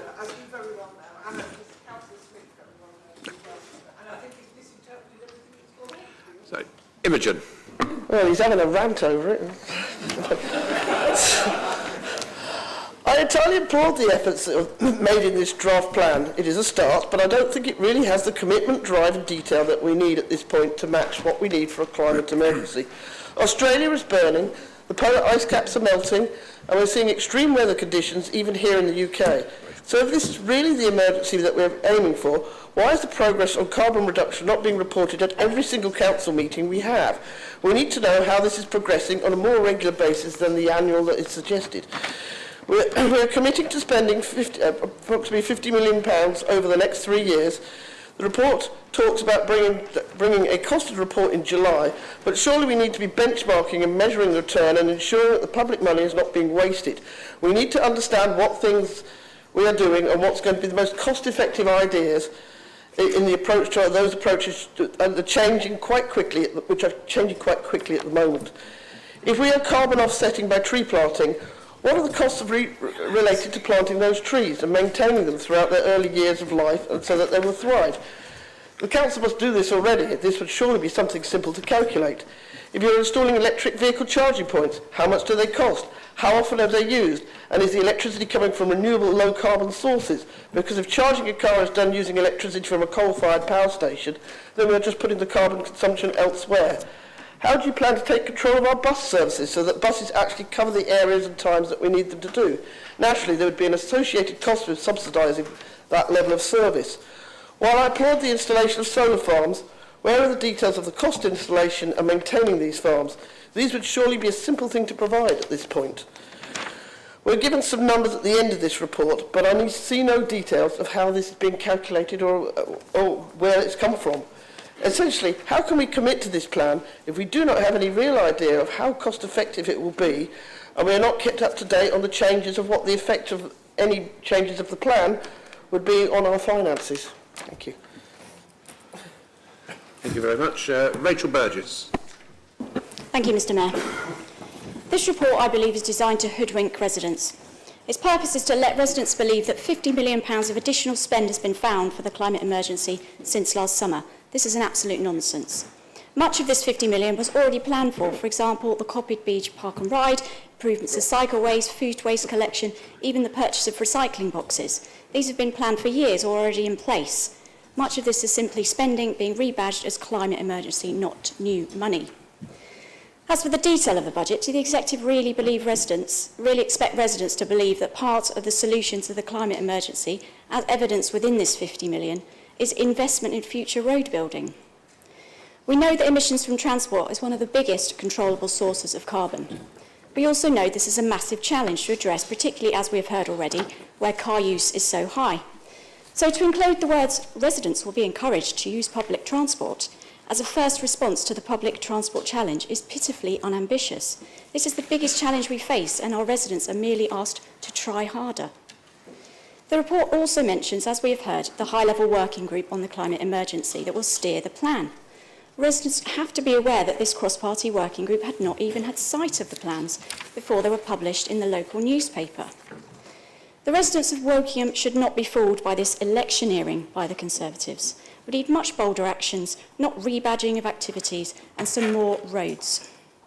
The lack of direction, as we've heard again, is further proven by the fact that there is no carbon budget in these plans. The Executive have little idea how much carbon they will save, not even estimates, and the main ambition is to grab the headlines ahead of the May elections rather than really address the climate emergency. Thank you. Gary Cowan. Thank you, Mr. Mayor. Climate change is connected to almost every area of modern life, but knowing where to start needs to be flexible, and so a multiple approach is really the way forward. It was interesting, 6 excellent public questions indicate residents' concerns with climate emergency. Local planning policies can contribute to emission reductions targets, and a new local plan and existing national policy framework should be linked to climate emergency evolving policies, so that opportunity must not be lost. Transport is UK's single biggest source of carbon emissions, so reforming our transport system to reduce emissions is also key.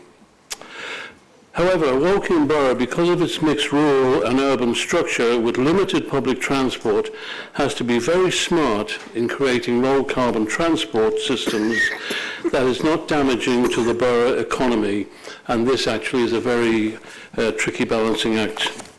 Woking Borough Council has enormous potential to increase energy efficiency and reduce reliance on fossil fuel-based energy sources. No scheme should be discounted, and we can influence our energy mix with examples such as developing area heating systems, providing funding for community energy schemes, and forming our own energy companies. There's huge potential to scale up on these interventions. Historically, local councils' ability to act on climate change has suffered significant cutbacks due to funding cuts. In order to improve their capacity to act on climate change, we should coordinate our engagement with central government to demand the support we need. One size does not fit all, as our approach must take every opportunity, big and small, to improve our contribution to combating global warming. Groups like Friends of the Earth provide insights into actions that could be taken in support of communities to achieve their climate mitigation targets, and they need to be engaged with us in our aims and ambitions to make our community a cleaner and greener place to live. And it gives me great pleasure to support this policy. Thank you.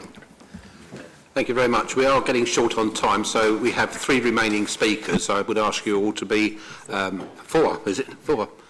Carl Doran, so if you could be as brief as possible. I'll be as brief as I can be.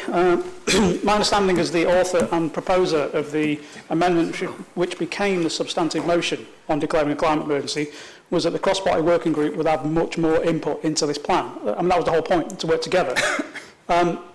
So the intention, and I believe the wording of that amended motion seem to have been ignored. Indeed, in this report on page 123, in the agenda report before the actual plan, the original unamended motion is reproduced in full. Is that Freudian slip? In my speech on that motion, I said that I advocate a cross-party working group to look into what should be done. I didn't advocate a monitoring brief. Now, that's not written in the amendment, I agree with that. But that should have been the working group reporting back. The working group should be doing this work here, not whoever decided to do it on your side. It wasn't a one-party issue. That was the point. It hasn't happened. I do welcome the alignment in the plan to the Sustainable Development Goals, and some of the key priorities look like good works in progress. Specifically, encouraging behaviour change. That's very welcome. especially the council being an example and setting high standards in its policies. With the motion coming up on the third runway, I hope you remember that one. The financial figures also seem to be mostly re-announcements. Nice figure in it, 50 million for an election leaflet. So yeah, well worked out. And 30 million quid is money spent building roads. You simply can't include spending on roads as part of a climate emergency action plan. You just can't. That's ludicrous. And I know it's a first draft, but it really shouldn't have come before us like this. I can't approve the plan in this state. A lot of improvement is required, and quickly. Thank you very much. We've had 3 late hand risers, so I will take them in the order that they came up. Stephen Conway was first. Thank you very much, Mr. Mayor. Can I just say, it's very obvious from most of the contributions we've heard so far that there's, I think, widespread feeling that there's a lot more work to be done.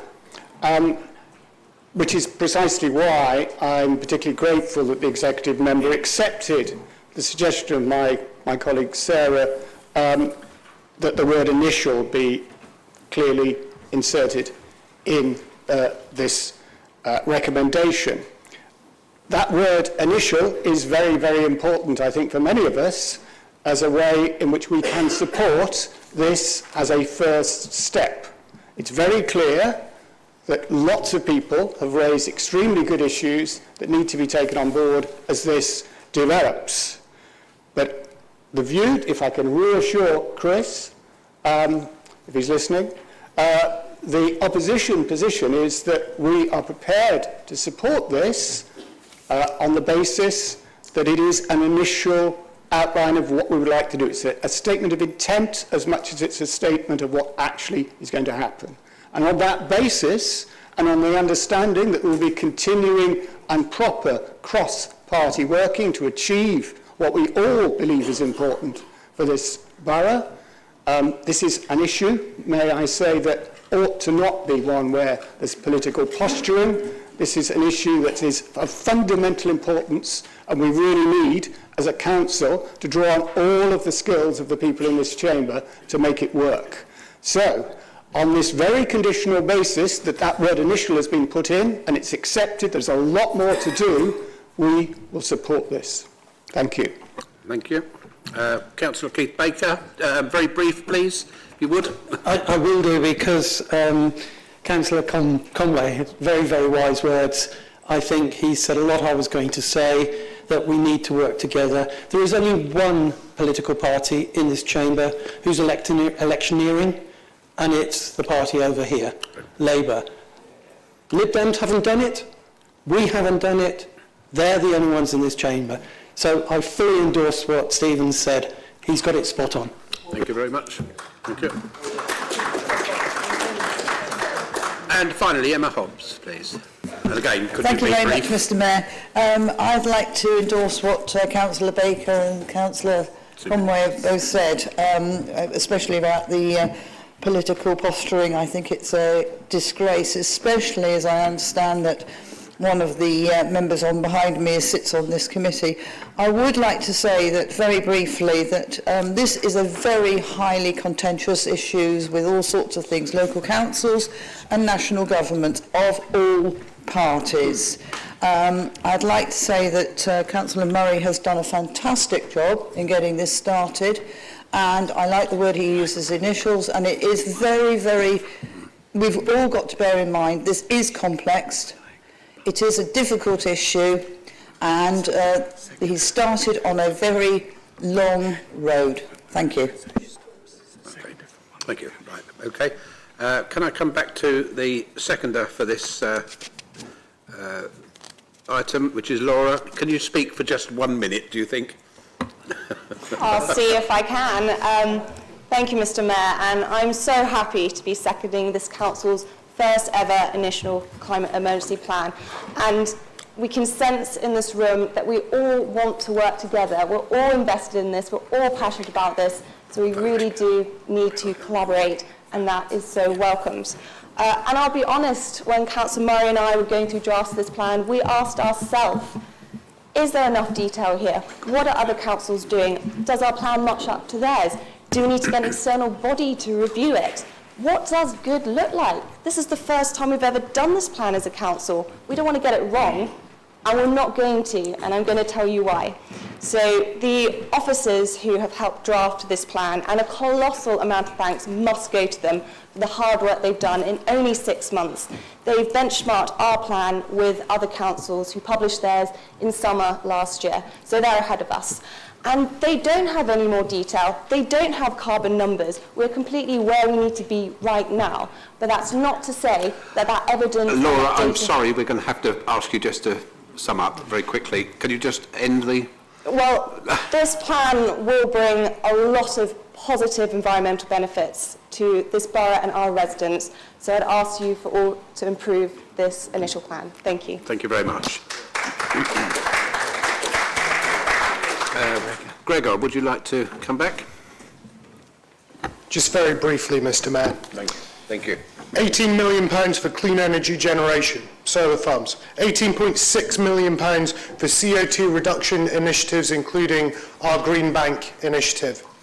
I've said all along, I said it in my speech, it's not possible to start working out the carbon saving that you can get from a program like installing solar farms until you know, first and foremost, where you can build them, how much it's going to cost you to build them, and whether or not you have the money in place to do it.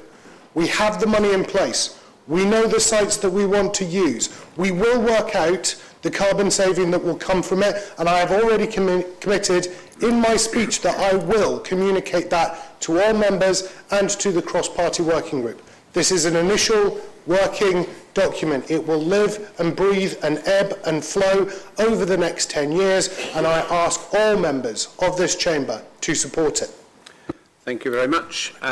We are going to go to a vote, and this is a recorded vote. So if you would call out names, and if you would say for or against the recommendation, or abstain if you wish.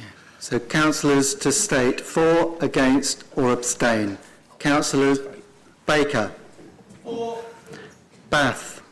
For. Bishop Firth. For. Blumenthal. For. Bowring. For. Boyce. Against. Bray. Burgess. Against. Cheng. Ulicarin Clark. Conway. Cowan. For. Croy. Against. Duran. Against. Firmage. Fisherwick. Abstain. Fruin. G. Grandison. Horsell. Hare. Hellier Simons. Hobbs. Jones. Jorgensen. Kaiser. Kerr. King. Lois.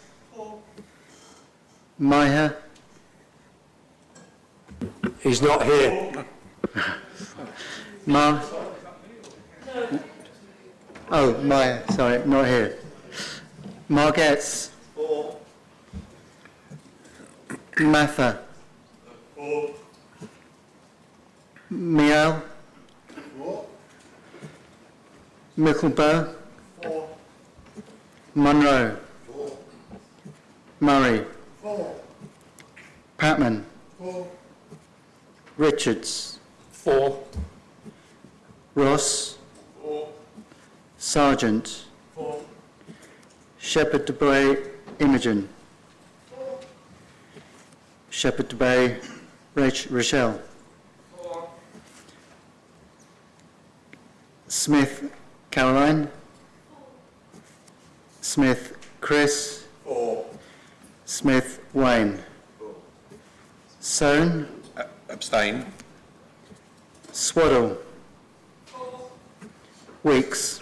The fours have it. Thank you. That's carried. Thank you very much.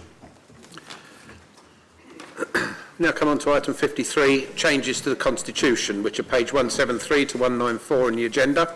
I would remind members that they are voting on recommendation 1 separately from the other recommendations. Okay, so this has been proposed by Chris Smith. Would you like to speak, Chris? Yes, but don't you need to ask me for a seconder first? Yes. Do you have a seconder? So I think the seconder is John. John Horsall. At least that's the instruction. Thank you. Yeah. So I'll speak on this one. So there are two parts here. I'll talk about the second part first, which is a bit more of a general tidying up exercise that we have at pretty much every council. The first is, part A, is a slight change to the council allowance scheme on the basis under GDPR. We now no longer need to individually register with the Information Commissioner's Office. Therefore, the fact that the council who handled that administration for us no longer needs to deduct that registration fee, so minor change there.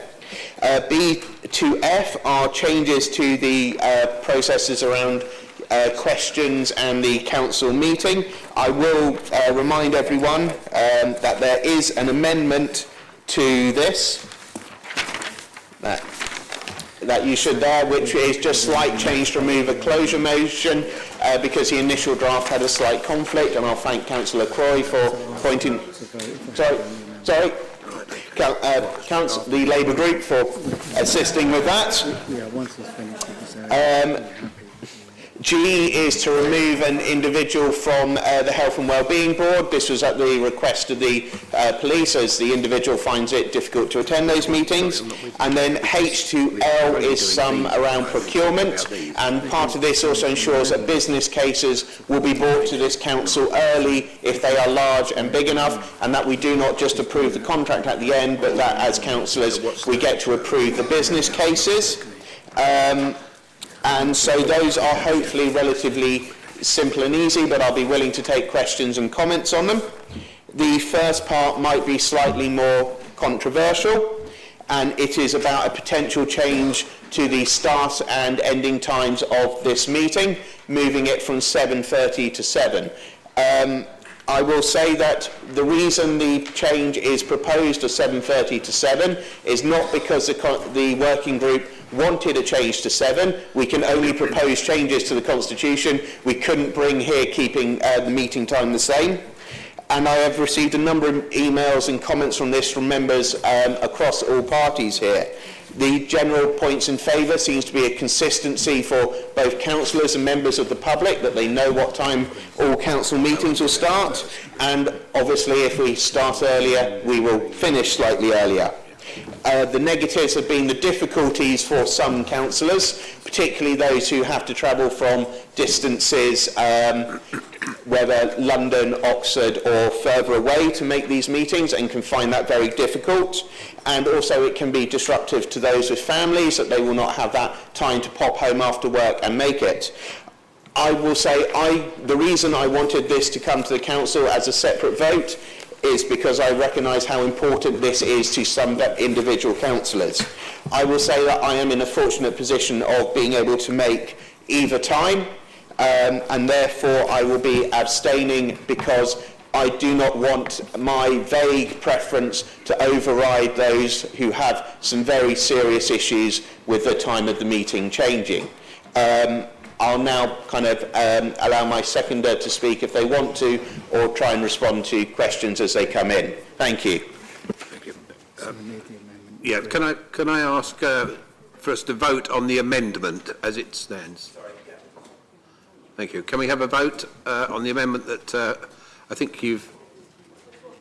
Yep. Yeah. Are you all happy with that? Hands up, please. Hands up.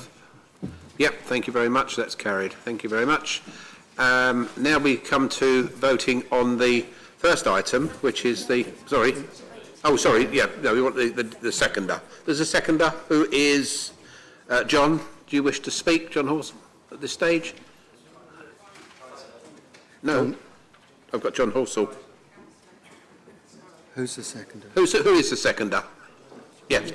Do you wish to speak at this stage? No, you're reserved. Okay, thank you very much. Anyone Okay. else wish Does to anybody else wish to speak on this? Okay, we've got Sarah Kerr, we've got Gary Cowan. Just the two, Sarah Kerr, Gary Cowan. Okay, Sarah, would you like to start? Thank you. I'm going to start by repeating the words from my closing speech to the Equalities motion last year. Look at the diverse society out there that we represent, and now look around this council chamber. Why are we not reflecting that diversity? It's because there are too many barriers in the way. I appreciate there is not going to be a solution to the matter of meeting start times that suits everybody. However, bringing meeting times forward will only make it hard for those of us that are already underrepresented. I will probably sound very selfish by stating that I find it incredibly difficult to get to the evening meetings we have here on time, especially the committee meetings that start at the earlier time being proposed tonight. However, I don't know how many other mothers there are in this council chamber of primary school aged children, but given that we are in short supply, maybe I need to be a little bit selfish on this matter and make that minority voice heard. As a parent of very young children, children who cannot be left without a responsible adult, I am trying to juggle my role as a representative of my residents with being the best mother I possibly can. I'm also reliant on my husband returning from work before I can then leave to come out to the evening meetings. We do not have local family that can help us in this regard. I love the role that I do at this council. I am truly honoured to have this opportunity to speak up for my residents, to scrutinise policy, to suggest policy even. Why make that even hard for those of us that are already in the minority? I know that committees start at the earlier time proposed, but they didn't always. They too used to start at 7:30, even as recently as 2017, but that's been changed. As such, I would request that the Constitution Review Working Group would move the times of the committees in line with the current full council meetings, not the other way round, if it really is for the public understanding what times meetings start at, as has been proposed. I know that these meetings finish late and we are making important decisions, but the difference of half an hour at the end of the meeting is minimal in this regard. Putting up more barriers to diversity is not a solution for a problem that doesn't really exist. It creates a far worse problem. If it really is that much of a problem, we should be considering changing the structure of these meetings in another way. There has been no equality impact assessment done for the proposed change. In fact, there is no evidence of how minority groups have been considered in this regard, and it is the Council's responsibility as part of the public sector equality duty to evidence how protected characteristics have been considered when making its decisions. I would also suggest that it's not solely down to the decision of current elected members of this council without consulting the public. There are members of the public who are potential prospective candidates to stand for council. For many of you, this change is a nice to have. It's not a need to have. It doesn't really matter one way or another. Please consider those of us that it really does matter to. Those of us that want to be good parents and give a voice to our residents. Do not put up more barriers to diversity in this council chamber. I am urging you to please vote against this first recommendation for making council meeting times earlier. Thank you. Thank you very much. Councillor Gary Cowan, please. Thank you, Mr. Mayor. I will not be supporting the 7 o'clock start. As for those members and officers who have to work for a living, and obviously councillors with young families, I would add now, I think the early start time is not acceptable, as council meetings are much more intense than the various other committees meetings we all have to attend. If the aim is to bring it in line with other meetings, I find a restriction to questions to 200 words only to apply to council and not to other meetings to be in conflict with that form of thinking. If one was to look at how the council... Sorry, a point of order by Councillor Smith. I was only talking about consistency in terms of starting the times of the meetings, not procedures at the meetings themselves. So the comment about changing the number of words at questions is a misinterpretation of what I said. Thank you. Councillor Cowan. My apology, Mr. Mayor. I'm just reading from what's written in the report in front of me. If it's wrong, then it should be amended. If one was to look at how how it was to make the council more efficient, one could look at tonight's agenda, page 57 and 58, where 30 minutes have been assigned to statements from the leadership and the NEDs. I've mentioned this more than once before. If we could gain 30 minutes from that particular aspect, if the reports were written. This would not need constitutional change, as I see it, just an instruction to the executive to submit written reports. And of course, if an emergency required a comment on the night, that would be perfectly okay. Again, if you look at this agenda, page 45 to 51, which is 6 pages, that was the amount of time allocated to this at the last council meeting for NED leader and NED questions. And then if you move to page 53, you'll see a very important motion on climate emergency was dumped, and the reason was we ran out of time. So there is an opportunity to have a 7:30 start, and there is an opportunity if NEDs and leadership questions were written and not published. I mean, on section 4.2.13.4, I don't believe is needed. Section 5, item 12 is another no, and 5.5.1 also makes no sense in how it's dealing with the spending of £500,000. Aspects of this report are good, but I cannot support the 7 o'clock start, and I cannot support the rest of the document because there's elements of it that I don't agree. Thank you. Right, okay, sorry, next. Imogen. Thank you. According to the BBC website, the average local councillor in England is aged 59 years old. 96% are white and 2/3 are male. I'm afraid that I'd have to report that would be a pretty accurate definition of the councillors we have here in Wokingham Borough Council. Consequently, echoing what Sarah's saying, it feels like our council meetings are heavily geared towards those who don't work or who are retired. As a result of that, it then means that Wokingham Borough Council, that less than a third of our councillors are women, and less than half of us are here in full-time work, and at a rough guess, only 4 or 5 of us have children below secondary school age. Perhaps I could suggest a survey of how that compares to the rest of the Wokingham Borough Council's population, and are we being representative? On days when we have full council meetings like today, we always seem to be asked to cram in meetings just before the main meeting, and those of us who work full-time have to rush to get here, have no time to eat anything beforehand. While with the meeting running so late, we are perhaps having to try and grab a bite during the meeting or eat very late. While I agree that there are other meetings that start at 7 p.m, they don't usually run so late as this one. And the few that do, e.g. planning, are not committees that someone like me would sit on because I feel that I could not commit to the time that is required. However, this meeting is not optional to any councillor. We really do need our councillors to be younger and more varied. Therefore, it's going to mean doing more to support those that are in full-time employment and those with childcare and other caring responsibilities, and not those who can afford the time off to take a nap in the middle of the afternoon before the meeting starts. If they really can't cope with a late evening meeting otherwise, that is what I would suggest. Essentially, I do not see why we need to move the start times of this particular meeting, and I'm wondering whose interest it would be better to do so. Pauline Jorgensen. Thank you, Mr Mayor. I'd like to speak in support of Sarah's comments. I've been a councillor in various councils since I was 25. I remember taking a 2-year-old to a planning meeting because I couldn't find anybody to look after them, and he made some very sensible suggestions, I think. So I support Sarah, but I also would say that one of the main reasons I'm speaking is just to remind people that when people signed up to be councillors, they understood when the meeting started. They signed up and applied to be a councillor and stood for election, knowing that full council was at 7:30, and I don't really think it's sensible to change it in midstream. Thank you very much. Laura. Thank you. I just wanted to offer a different perspective. I'm one of those lucky councillors that commutes to London. I spend 4 hours of my day, 5 days a week, just commuting to and from. And my issue isn't so much about getting here, it's the morning after. I get up at 5:30 in the morning and I'm exhausted on a Friday, and when I try to encourage my friends, other women in their 20s, to get involved in politics, and I hear that we sometimes finish our meetings at 11 o'clock at night, they're aghast.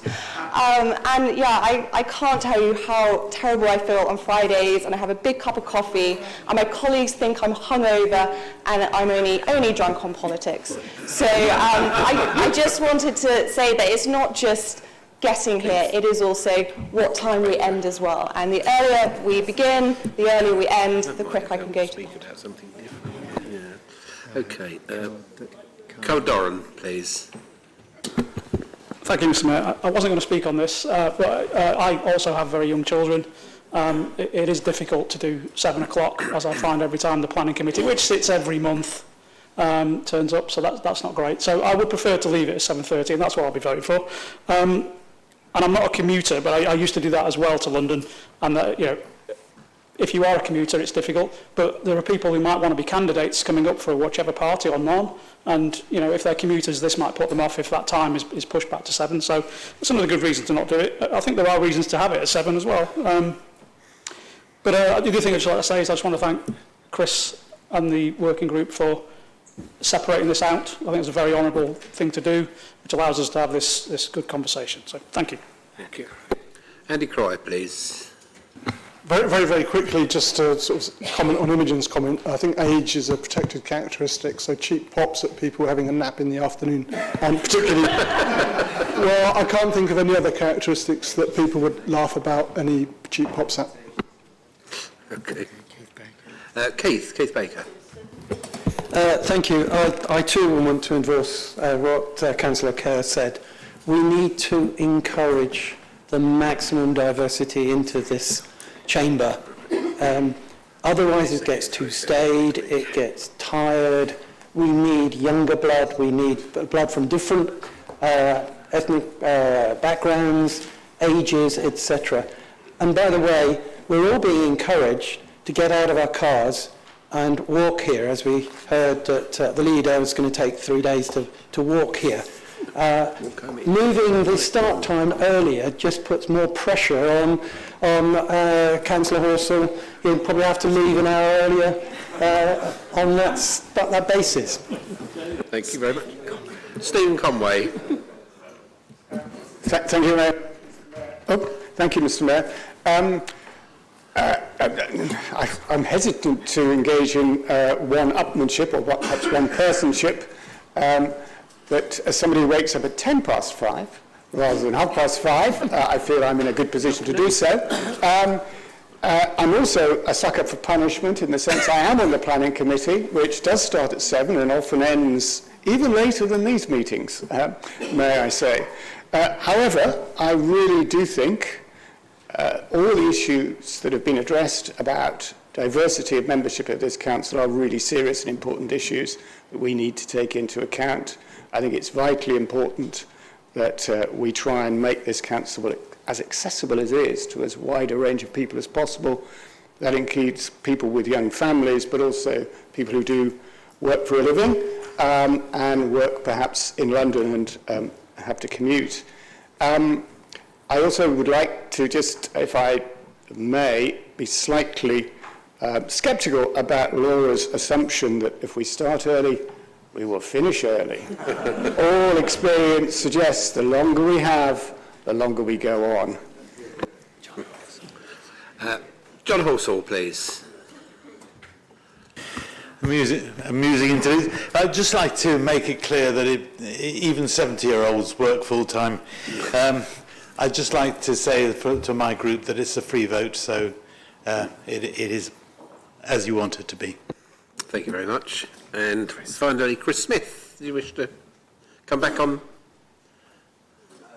Is this my summation or? Yes. No, I think say thank you to all the councillors who have made comments. There have been some very interesting and kind of particularly moving speeches on diversity, on the effects this is having on individuals, and for want of a better phrase, on the morning after for Laura. To any London commuter, I can just say bring on the Elizabeth line, as I occasionally have to do this. But as we say, we're handling this in 2 votes, and I leave that up to the capable hands of the Mayor. Thank you very much. Right. As one of those older members and the fear of nodding off before the end of the meeting, I think we'll bring this first item to the vote. So can we vote for this recommendation that we start the meeting at 7 o'clock? If you're happy to support that, say for, raise your hands. Right. Those against? Well, I think that falls, so it will be at 7:30. Thank you very much. We now come on to the vote on the other recommendations that I don't intend to read them all through. You've all got copies in your agenda. Are you happy to support those recommendations? Those in favour? That looks pretty unanimous. Anybody against? Gary, one, yes. Thank you very much. That's carried. Thank you. Right. Item 54, timetables of meetings, which is shown on page 195. This is proposed by John Horsall. Do you wish to... do you have a seconder? Yes, Chris Bowring, thank you. Do you wish to speak on this, John? Not really, sir. No? Okay. Does the seconder wish to speak on it? I think it's an excellent timetable. I fully support it. Thank you very much. Does anyone else? Does anybody else wish to speak on this, or are you all happy with what you've seen? Okay.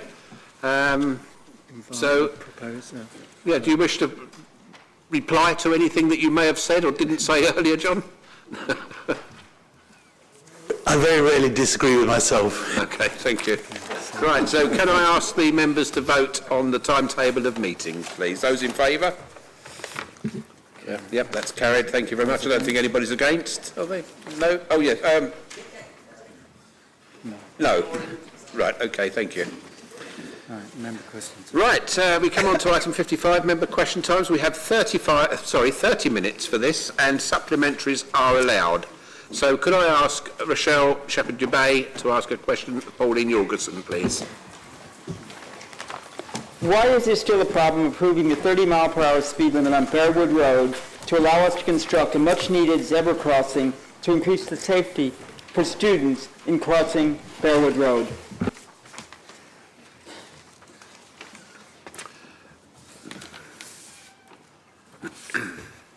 Thank you, sir. I've got my papers in a twist here. Thank you for your question, Rochelle.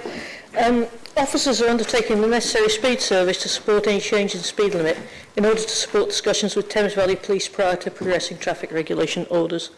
It's anticipated this data will be available in the next few weeks.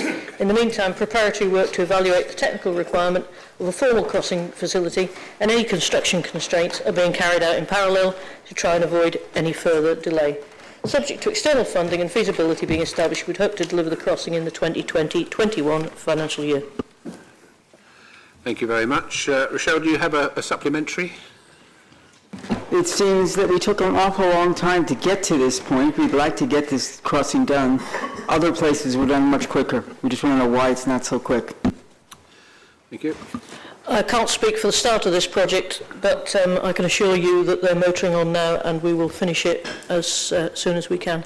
Obviously, we can't turn the clock back. Pauline Hellier-Simons to ask a question of Perry Bath. I ask the question standing in my name. Thank you very much. Councillor Bath. Thank you, Mr. Mayor. Yes, it's true that non-recyclable items such as polystyrene, plastic bags, plastic toys, wet paper, all materials that we cannot send for recycling. However, these items are generally removed at the recycling plant at Small Meter in Reading, so the whole load doesn't get rejected. These materials are not generally landfilled, but are sent to energy from waste, so at least some of the energy is reclaimed. In relation to wet paper, we appreciate that it is difficult to keep it dry in open boxes in the wet weather, which we've had quite lately, but to enable the council to recycle as much paper as possible, we are asking our residents to help us keep it dry by not presenting boxes too early unless they have to, by stacking boxes with the paper card in the bottom box, and to put blue bags on top of the boxes. We'll be communicating with all our residents with tips to do this over the coming weeks. We know that having open boxes puts us at a disadvantage in relation to wet paper, card, but our overall contamination is lower than those with wheel bins. We are currently looking at all options to see that we can, what we can do to keep paper dry and to increase our recycling rates to address the climate emergency. We'll also be trialling options which will be considered in spring 2020. Thank you very much. Do you have a supplementary, Pauline? Yes. How much of the contents of the black boxes actually goes to landfill? What happens to the rest of it? Is it turned into something useful? Pauline, none of the goes to landfill. It's all going to the energy from waste at the moment. Thank you very much. Andrew Mickleborough to ask a question of John Horsall. I ask the question standing in my name. Thank you very much. John? Thanks very much, Andrew. The new full-time Community Safety Partnership Manager took up an appointment in September. Antisocial behaviour and domestic abuse are both large priority areas of work that have been the primary focus of the CSP manager since her appointment. The antisocial behaviour role has been vacant since the retirement of the holder in May 2019. Work already undertaken includes the secondment of a police community support officer from Thames Valley Police, who I was very pleased to see as one of the inductees to today. So I assume that she's now joined us full-time, which was our aim. And she's both are a cracking group and doing a very great job. Work has also begun to establish career referral pathways, as well as processes and procedures for dealing with anti-social behaviour. Referral into a multi-agency panel to consider cases to problem solve and deal with cases robustly and proportionally is being reviewed to ensure incidents and cases are identified and addressed at the earliest possible stage to reduce escalation of incidents. This will also feed in intensive work led by the Thames Valley Police to address knife crime, which we are very engaged upon. In parallel to the work that has been undertaken to address antisocial behaviour, the Community Safety Partnership Manager has taken on responsibility to chair the Working Domestic Abuse subgroup. This multi-agency group will ensure that good practice and training for frontline professionals to recognise and deal with domestic abuse is embedded locally. It will also work to ensure that our local service provision is adequately resourced. The DA subgroup will also be reviewing recommendations and actions arising from the local domestic homicide reviews to ensure that these have been implemented.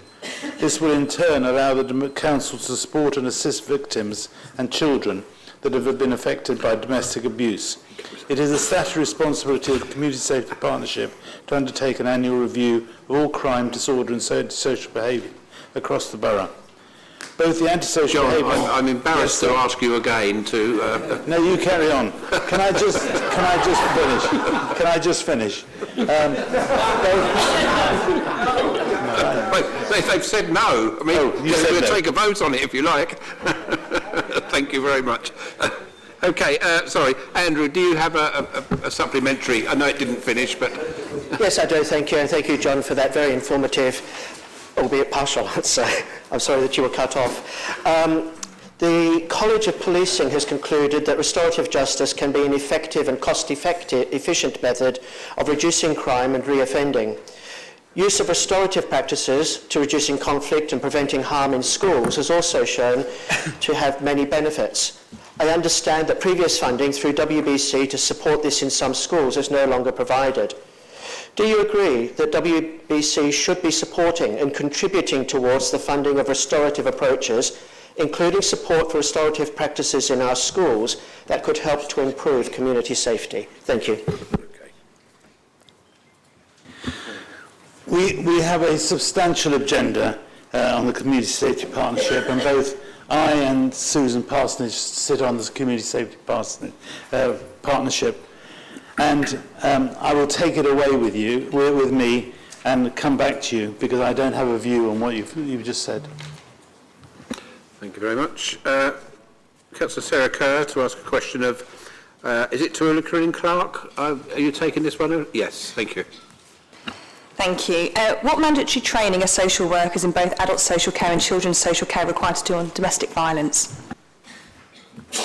It will be a long answer because I'm answering on behalf of Councillor Maguette as well. So adult social care workers are required to undertake bespoke training on working with domestic abuse.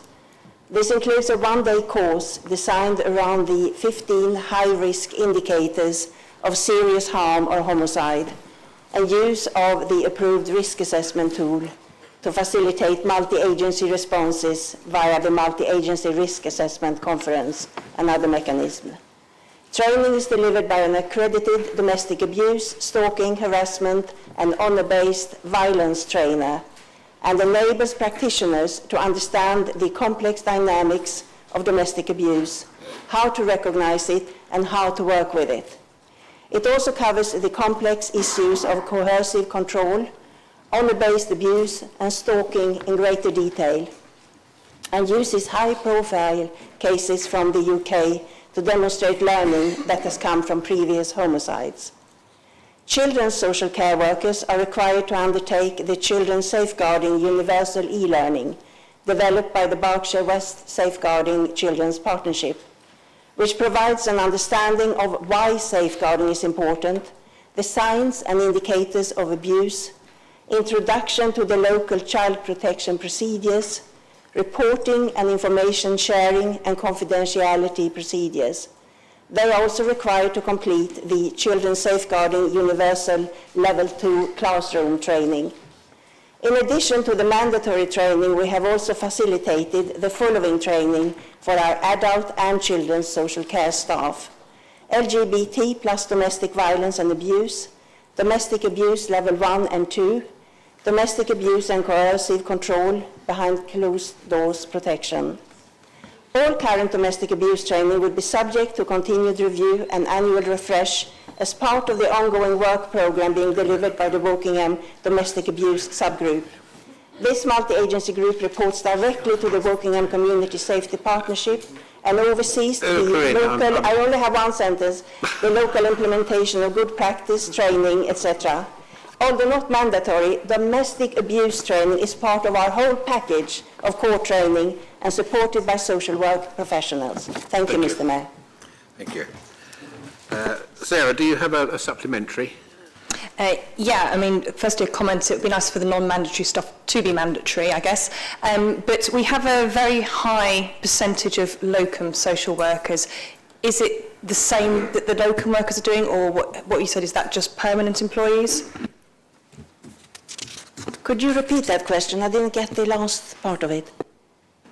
What you've just described, is that just for permanent employees, or does this include locums? I don't know. I will have to give you a written response on that, but I assume locums who are employed here, although temporarily, will have to have the necessary qualifications. So if you bear with me, you will have a written response. Thank you very much. Ulrika and Clark, to ask a question to Perry Bath, please. I ask the question standing in my own name. Thank you, Mr. Mayor.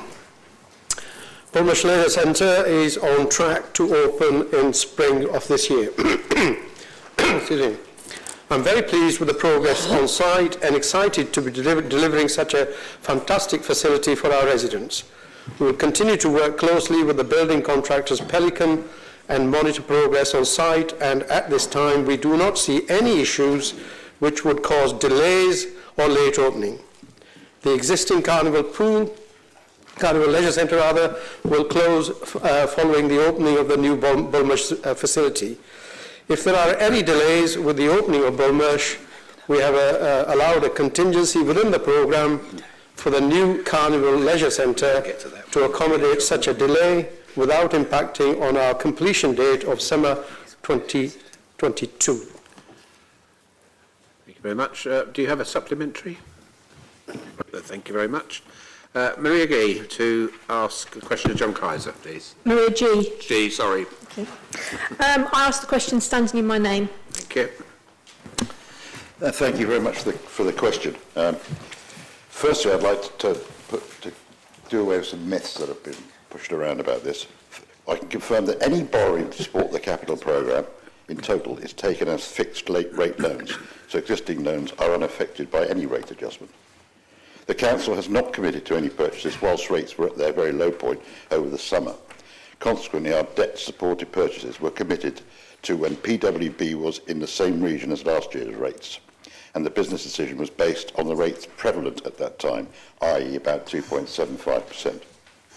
Our investment strategy was conceived with debt financing as a risk borne in mind, and that it includes a requirement for a positive return net of any financing costs. These investments are already realising 1.2 million annually of extra income for the benefit of our community and helping to fund vital council services. Thank you very much. Do you have a supplementary?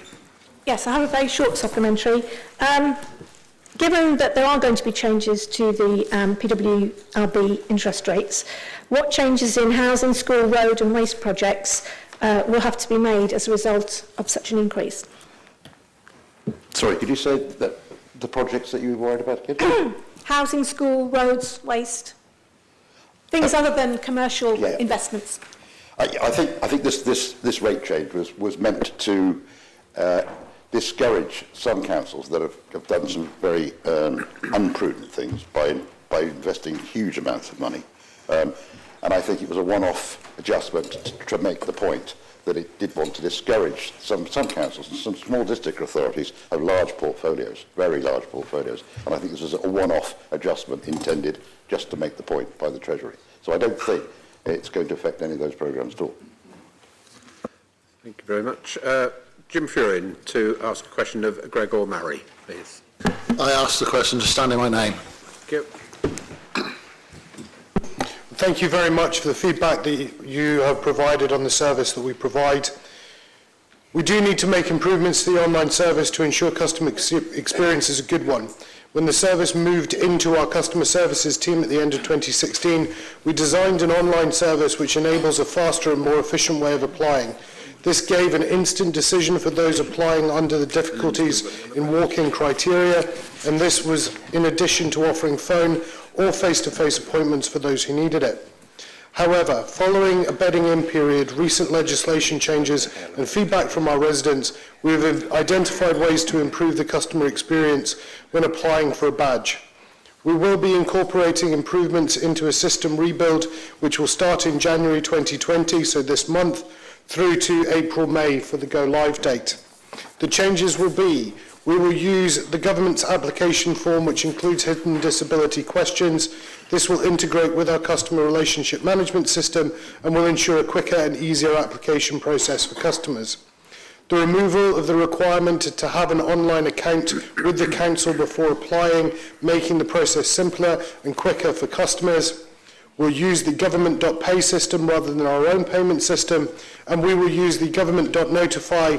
By using the government application form, we will be able to use their automated reminding service for expiring blue badge holders to renew their application. This negates the manual process that we currently deploy. I also know that you have a great deal of experience in this field, which you've offered to the customer service teams and the people who will be working on this project, and I know they greatly appreciate that support. Thank you very much. Do you have a supplementary? Yes, please, sir. As we learn from these improvements, can I ask the member to agree to share with other services that we provide? I certainly will agree to do that. It actually all falls under only a couple of people that work within the customer services team, so I'll make sure that that gets passed between them.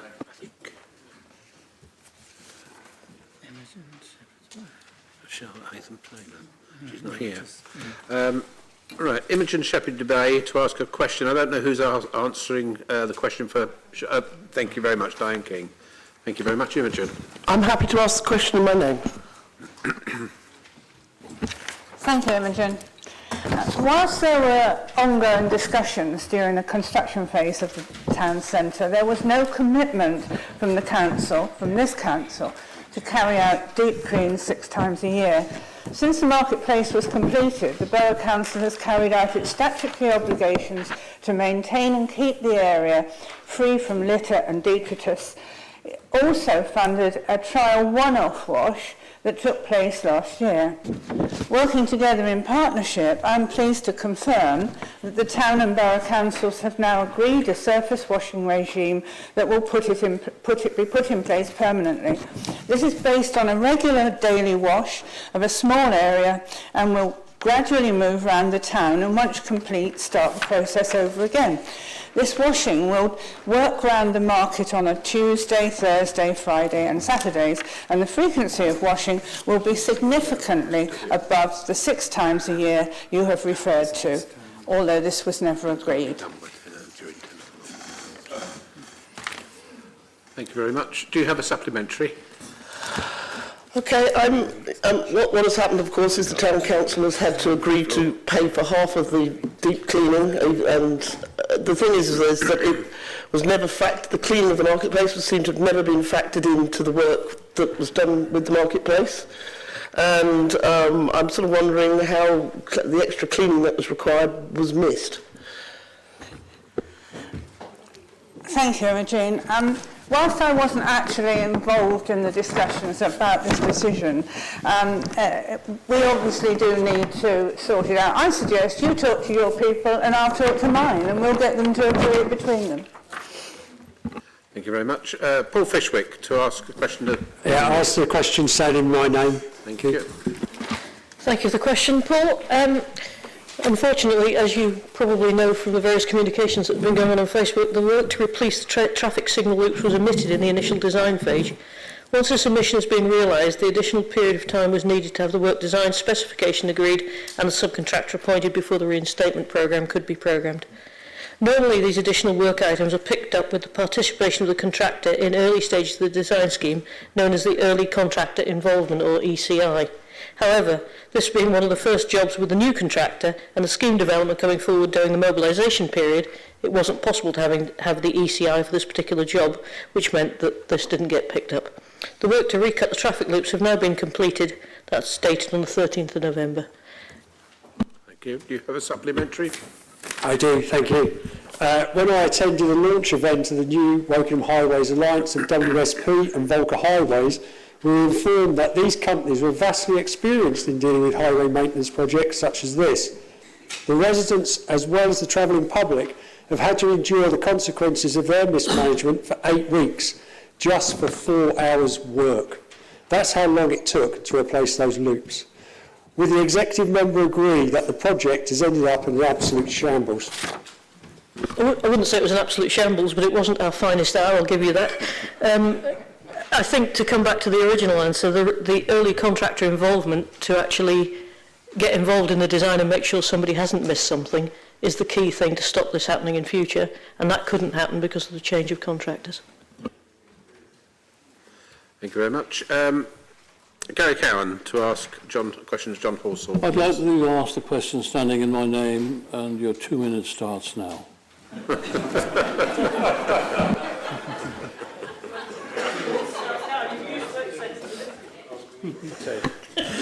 Gary, thank you for the question. I share your view that the council should be run in the most appropriate way and the most efficient way to deliver the service to the residents. However, I'd like you to ask this question again in July if I happen to be here. Thank you. Do you have a supplementary? Thank you very much. Surprise. Caroline Smith to ask a question of Ulla Pring-Clark. Thank you. The Council can only provide financial support where this is permitted by the national funding formula for schools. If local planning data shows that surplus places will be needed within the next 3 financial years, Council can set aside schools block funding to create a small fund. However, in the early area, there is no indication that the number of children will increase. One school has written asking for advice and support, and the Council has offered, through this school, to meet early schools collectively to discuss this issue. Thank you very much. Do you have a supplementary, Councillor Smith? Yes, I do. At the last full council meeting, it was stated that the lead member for Children's Services has contacted a local member of Parliament about getting more money for our schools. Has there been any news of Sir John Redwood's representation to the Minister of Education on our school's behalf? This would help not just Hillside School, but all the schools in Wokingham. Thank you. Officers in Children's Services are working on this document, which we will present to John Redwood. She will. Okay, that's all right. Thank you very much. Rachel Burgess to ask a question of Charles Margaret. Thank you, Mr. Mayor. Across the borough, the breastfeeding network oversees a number of infant feeding clinics, providing a vital service and support network to hundreds of new mothers and their families at a crucial time. Once again, however, the funding for this valuable service is in doubt. I raised this issue last year and a small amount of funding was subsequently provided for the clinics. However, it was not enough. Sadly, as a result, one of the infant feeding clinics has now closed completely. Another is at risk of closure. It would be an absolute tragedy if the remaining clinics had to close and were no longer able to support our new mums and their babies. The additional funding to enable these clinics to continue sustainably is just £6,000 a year. Once again, I ask, will the executive member intervene to make sure that adequate funding is made available next year to ensure the sustainability of these vital breastfeeding clinics? Thank you. WBC has always been committed to the breastfeeding network. Up till 2018, the breastfeeding network was funded by Reading Borough Council, the CCG, West Berkshire and Wokingham. In 2018, the other three funders withdrew completely and funding for the BFN reduced by 50 to 60k PA.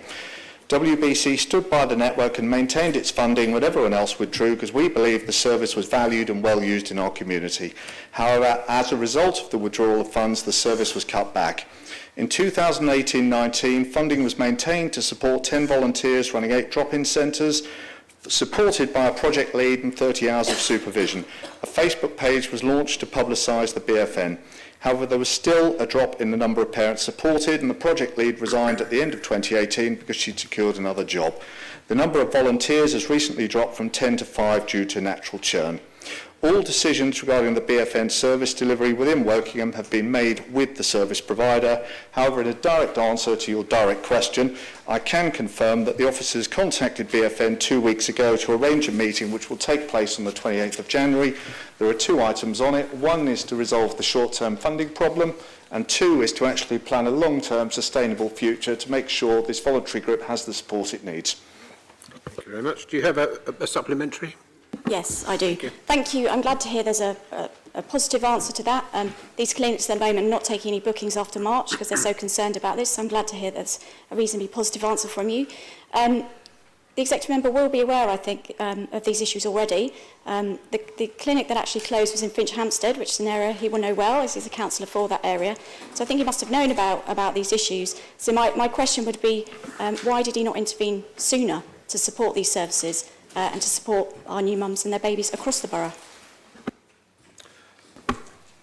Thank you. In answer to your question, I was not aware of the service in Finch Hampstead closing. I stand by what I said before. Basically, we are committed to supporting voluntary groups across the borough, and I recognise you feel strongly about this one. I recognise as well other members will also be committed to other voluntary groups of a broad range of interests. And I'd encourage any member who's got any concern about the funding of a voluntary group in their area to please approach me or the officers. Let us get round the table, sort it out and sort out a viable solution for them, basically, rather than letting it get to the 11th hour.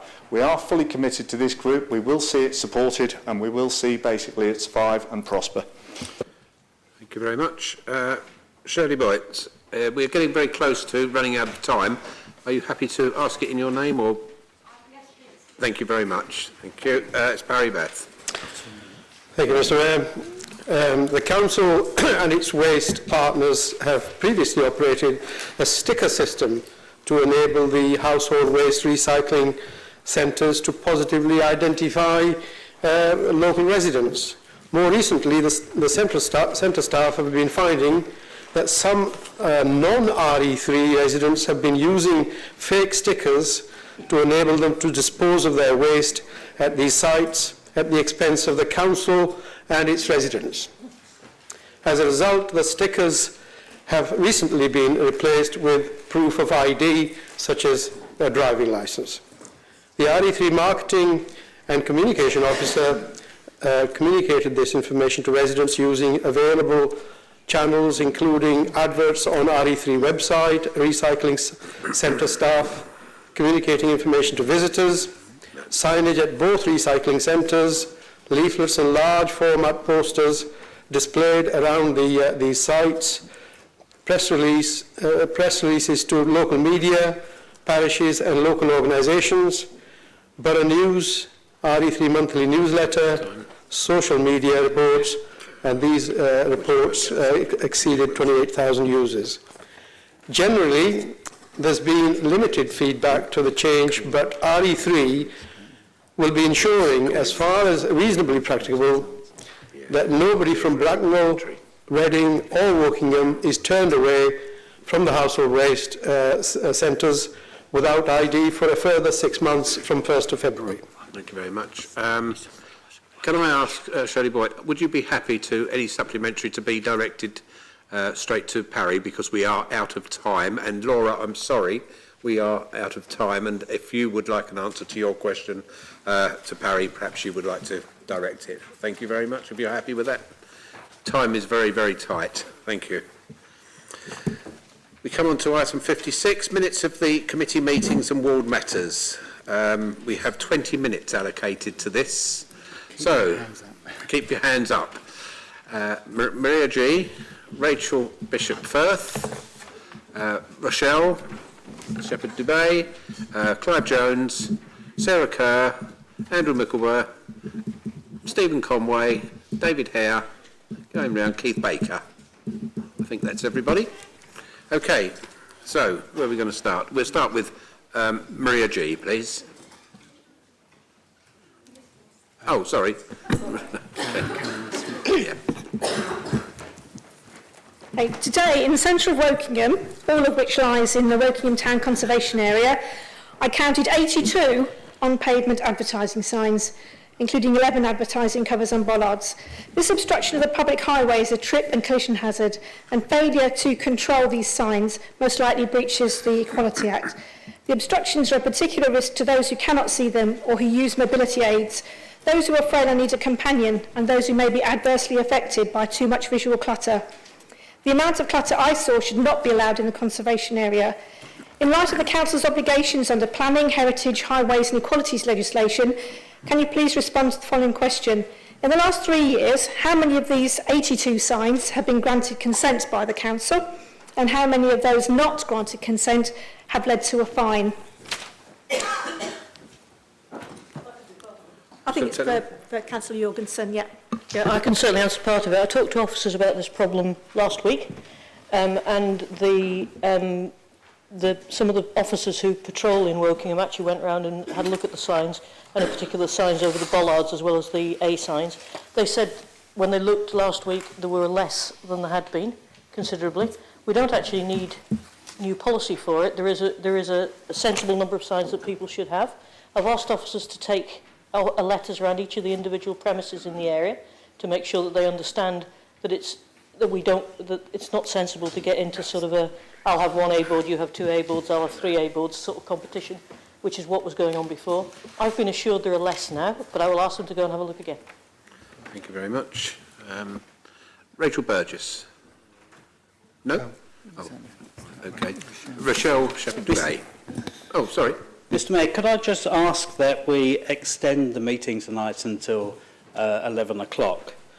And can I suggest that in the interests of getting to very important motions, that the reports from the executive members and from the statements of council-owned companies are sent to members tomorrow morning and to the press, rather than read out this evening? Okay, fine. So we've been asked if we will consider extending the meeting till 11 o'clock. Would those in favour please show? Right, we need to...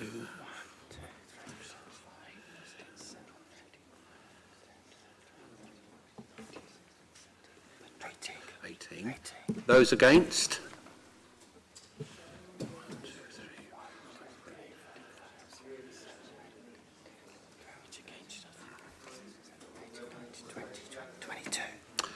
So the decision is that we will not extend the meeting to 11 o'clock. It will finish at 10:30 as shown in the agenda. Thank you. Yes, Councillor Smith. So we've just had about a 10 to 15 minute discussion earlier in this meeting about how important it is for people to get home at time, to be able to get to work the next day, to make sure they get to see their family. Chris. So it's a bit disappointing, this. But we've also got 4 very important motions, and one of them was carried over from a previous meeting. Can I just say, Mr. Clive Jones, your second point, asking that I take it item 59, motion 421, be brought forward. Yes, in preference to the items that were in the previous order. Yes. So.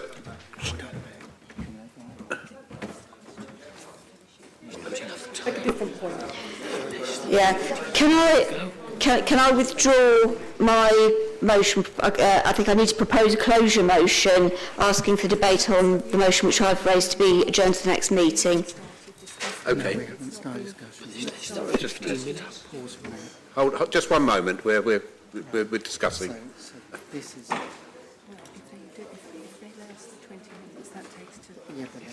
not 15 minutes. You can't have a motion. We've only got 15 minutes. They're not going to continue on this? No, they're asking to go straight to. Okay. Right. Can I have your attention, please? Just one moment. What has been suggested is that we go now straight to item 59. We have 15 minutes. But we have to have a vote on it. Yeah, but we only have 15 minutes. We have to.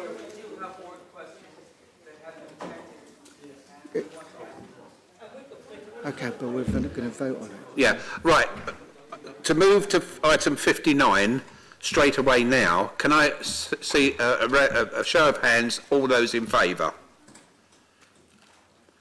2, 4, 6, 1, 2, 3,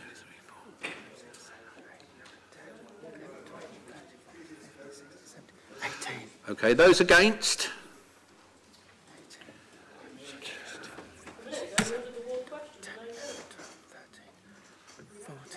15, 16, 17, 18. It's 18. 18. Sorry? Is anybody... Sorry, can we do that again? Can we have those in favour of bringing forward motion 421, item 59? 421.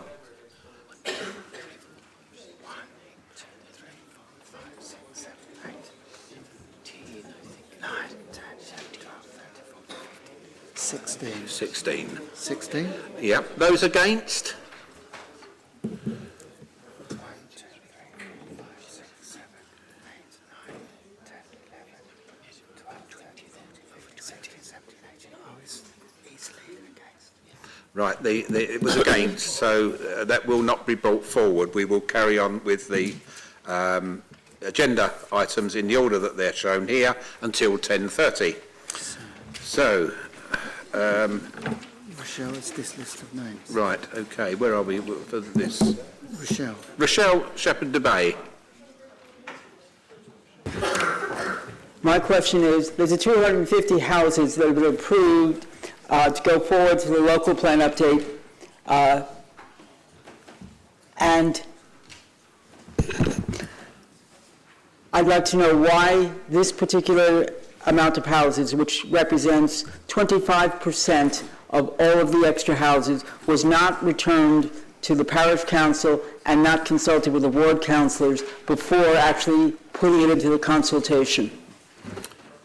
Very much. Who's to take that? Wayne? Yes. Thank you. I will repeat what I said at the executive. Your colleagues are on the transport and planning team that I've been running now for the past 18 months. These sites were discussed. We have minutes to those meetings. We have agendas to those meetings. The follow-up meetings, they could have at any point discussed that with you, your colleagues. I appreciate that you weren't there, Rachel, but your fellow colleagues, along with, we invite a cross-party. So Gary's there from the Independent, and we invite the Labour Party. How more transparent do you want me to be? Sorry? Well, it's Lindsay, and it was Ian Pittock, and then when Ian left, Rachel took over. Clive Jones. Thank you very much. Councillor Clive Jones. Thank you very much, Mr. Mayor. I'm just going to get my question. Yeah. A few years ago, at the bottom of Meldress Way, Liberal Democrats and the Early Neighbourhood Action Group campaigned for a replacement roundabout, as there have been many accidents happening, with many cars ending up in ditches. John Kaiser became the executive member for Transport and Highways. He listened to what was being said, and he made sure that the new roundabout was built, which everybody was very grateful for. Since the roundabout has been built, it has a quite unsightly top surface. Is there anything that the executive member for Highways can do about getting some landscaping for this roundabout? Pauline? Thank you, Clive. Yes, I've been talking to officers about this already because I agree with you, it is unsightly, and it doesn't help that the bricks keep getting hit and moved out of place either. I've talked to Pete Baverstock of Environment about it. He had a look at it and advised me there wasn't actually enough soil to plant on it, so I'm still progressing it, because I would like to get something done, and I'm very happy to try and support you. But at the moment, I think the soil barely serves enough for weeds, never mind anything more significant, so we might have to do some re-engineering. Thank you very much. Councillor Keith Baker. Thank you, Mr. Mayor. This question's for the leader, and it's related to both the Constitutional Review Working Group and the Standards Committee. Following a Code of Conduct complaint and a guilty verdict, the councillor who made the false allegations was asked to resolve it through the informal route. The informal route requires the guilty party to write a letter of apology accepting their allegations were false. That informal route has a confidentiality clause which states the guilty person will not be disclosed. I referred this clause, which no other council in Berkshire has, for review to the Constitutional Review Working Group on the 28th of July 2019.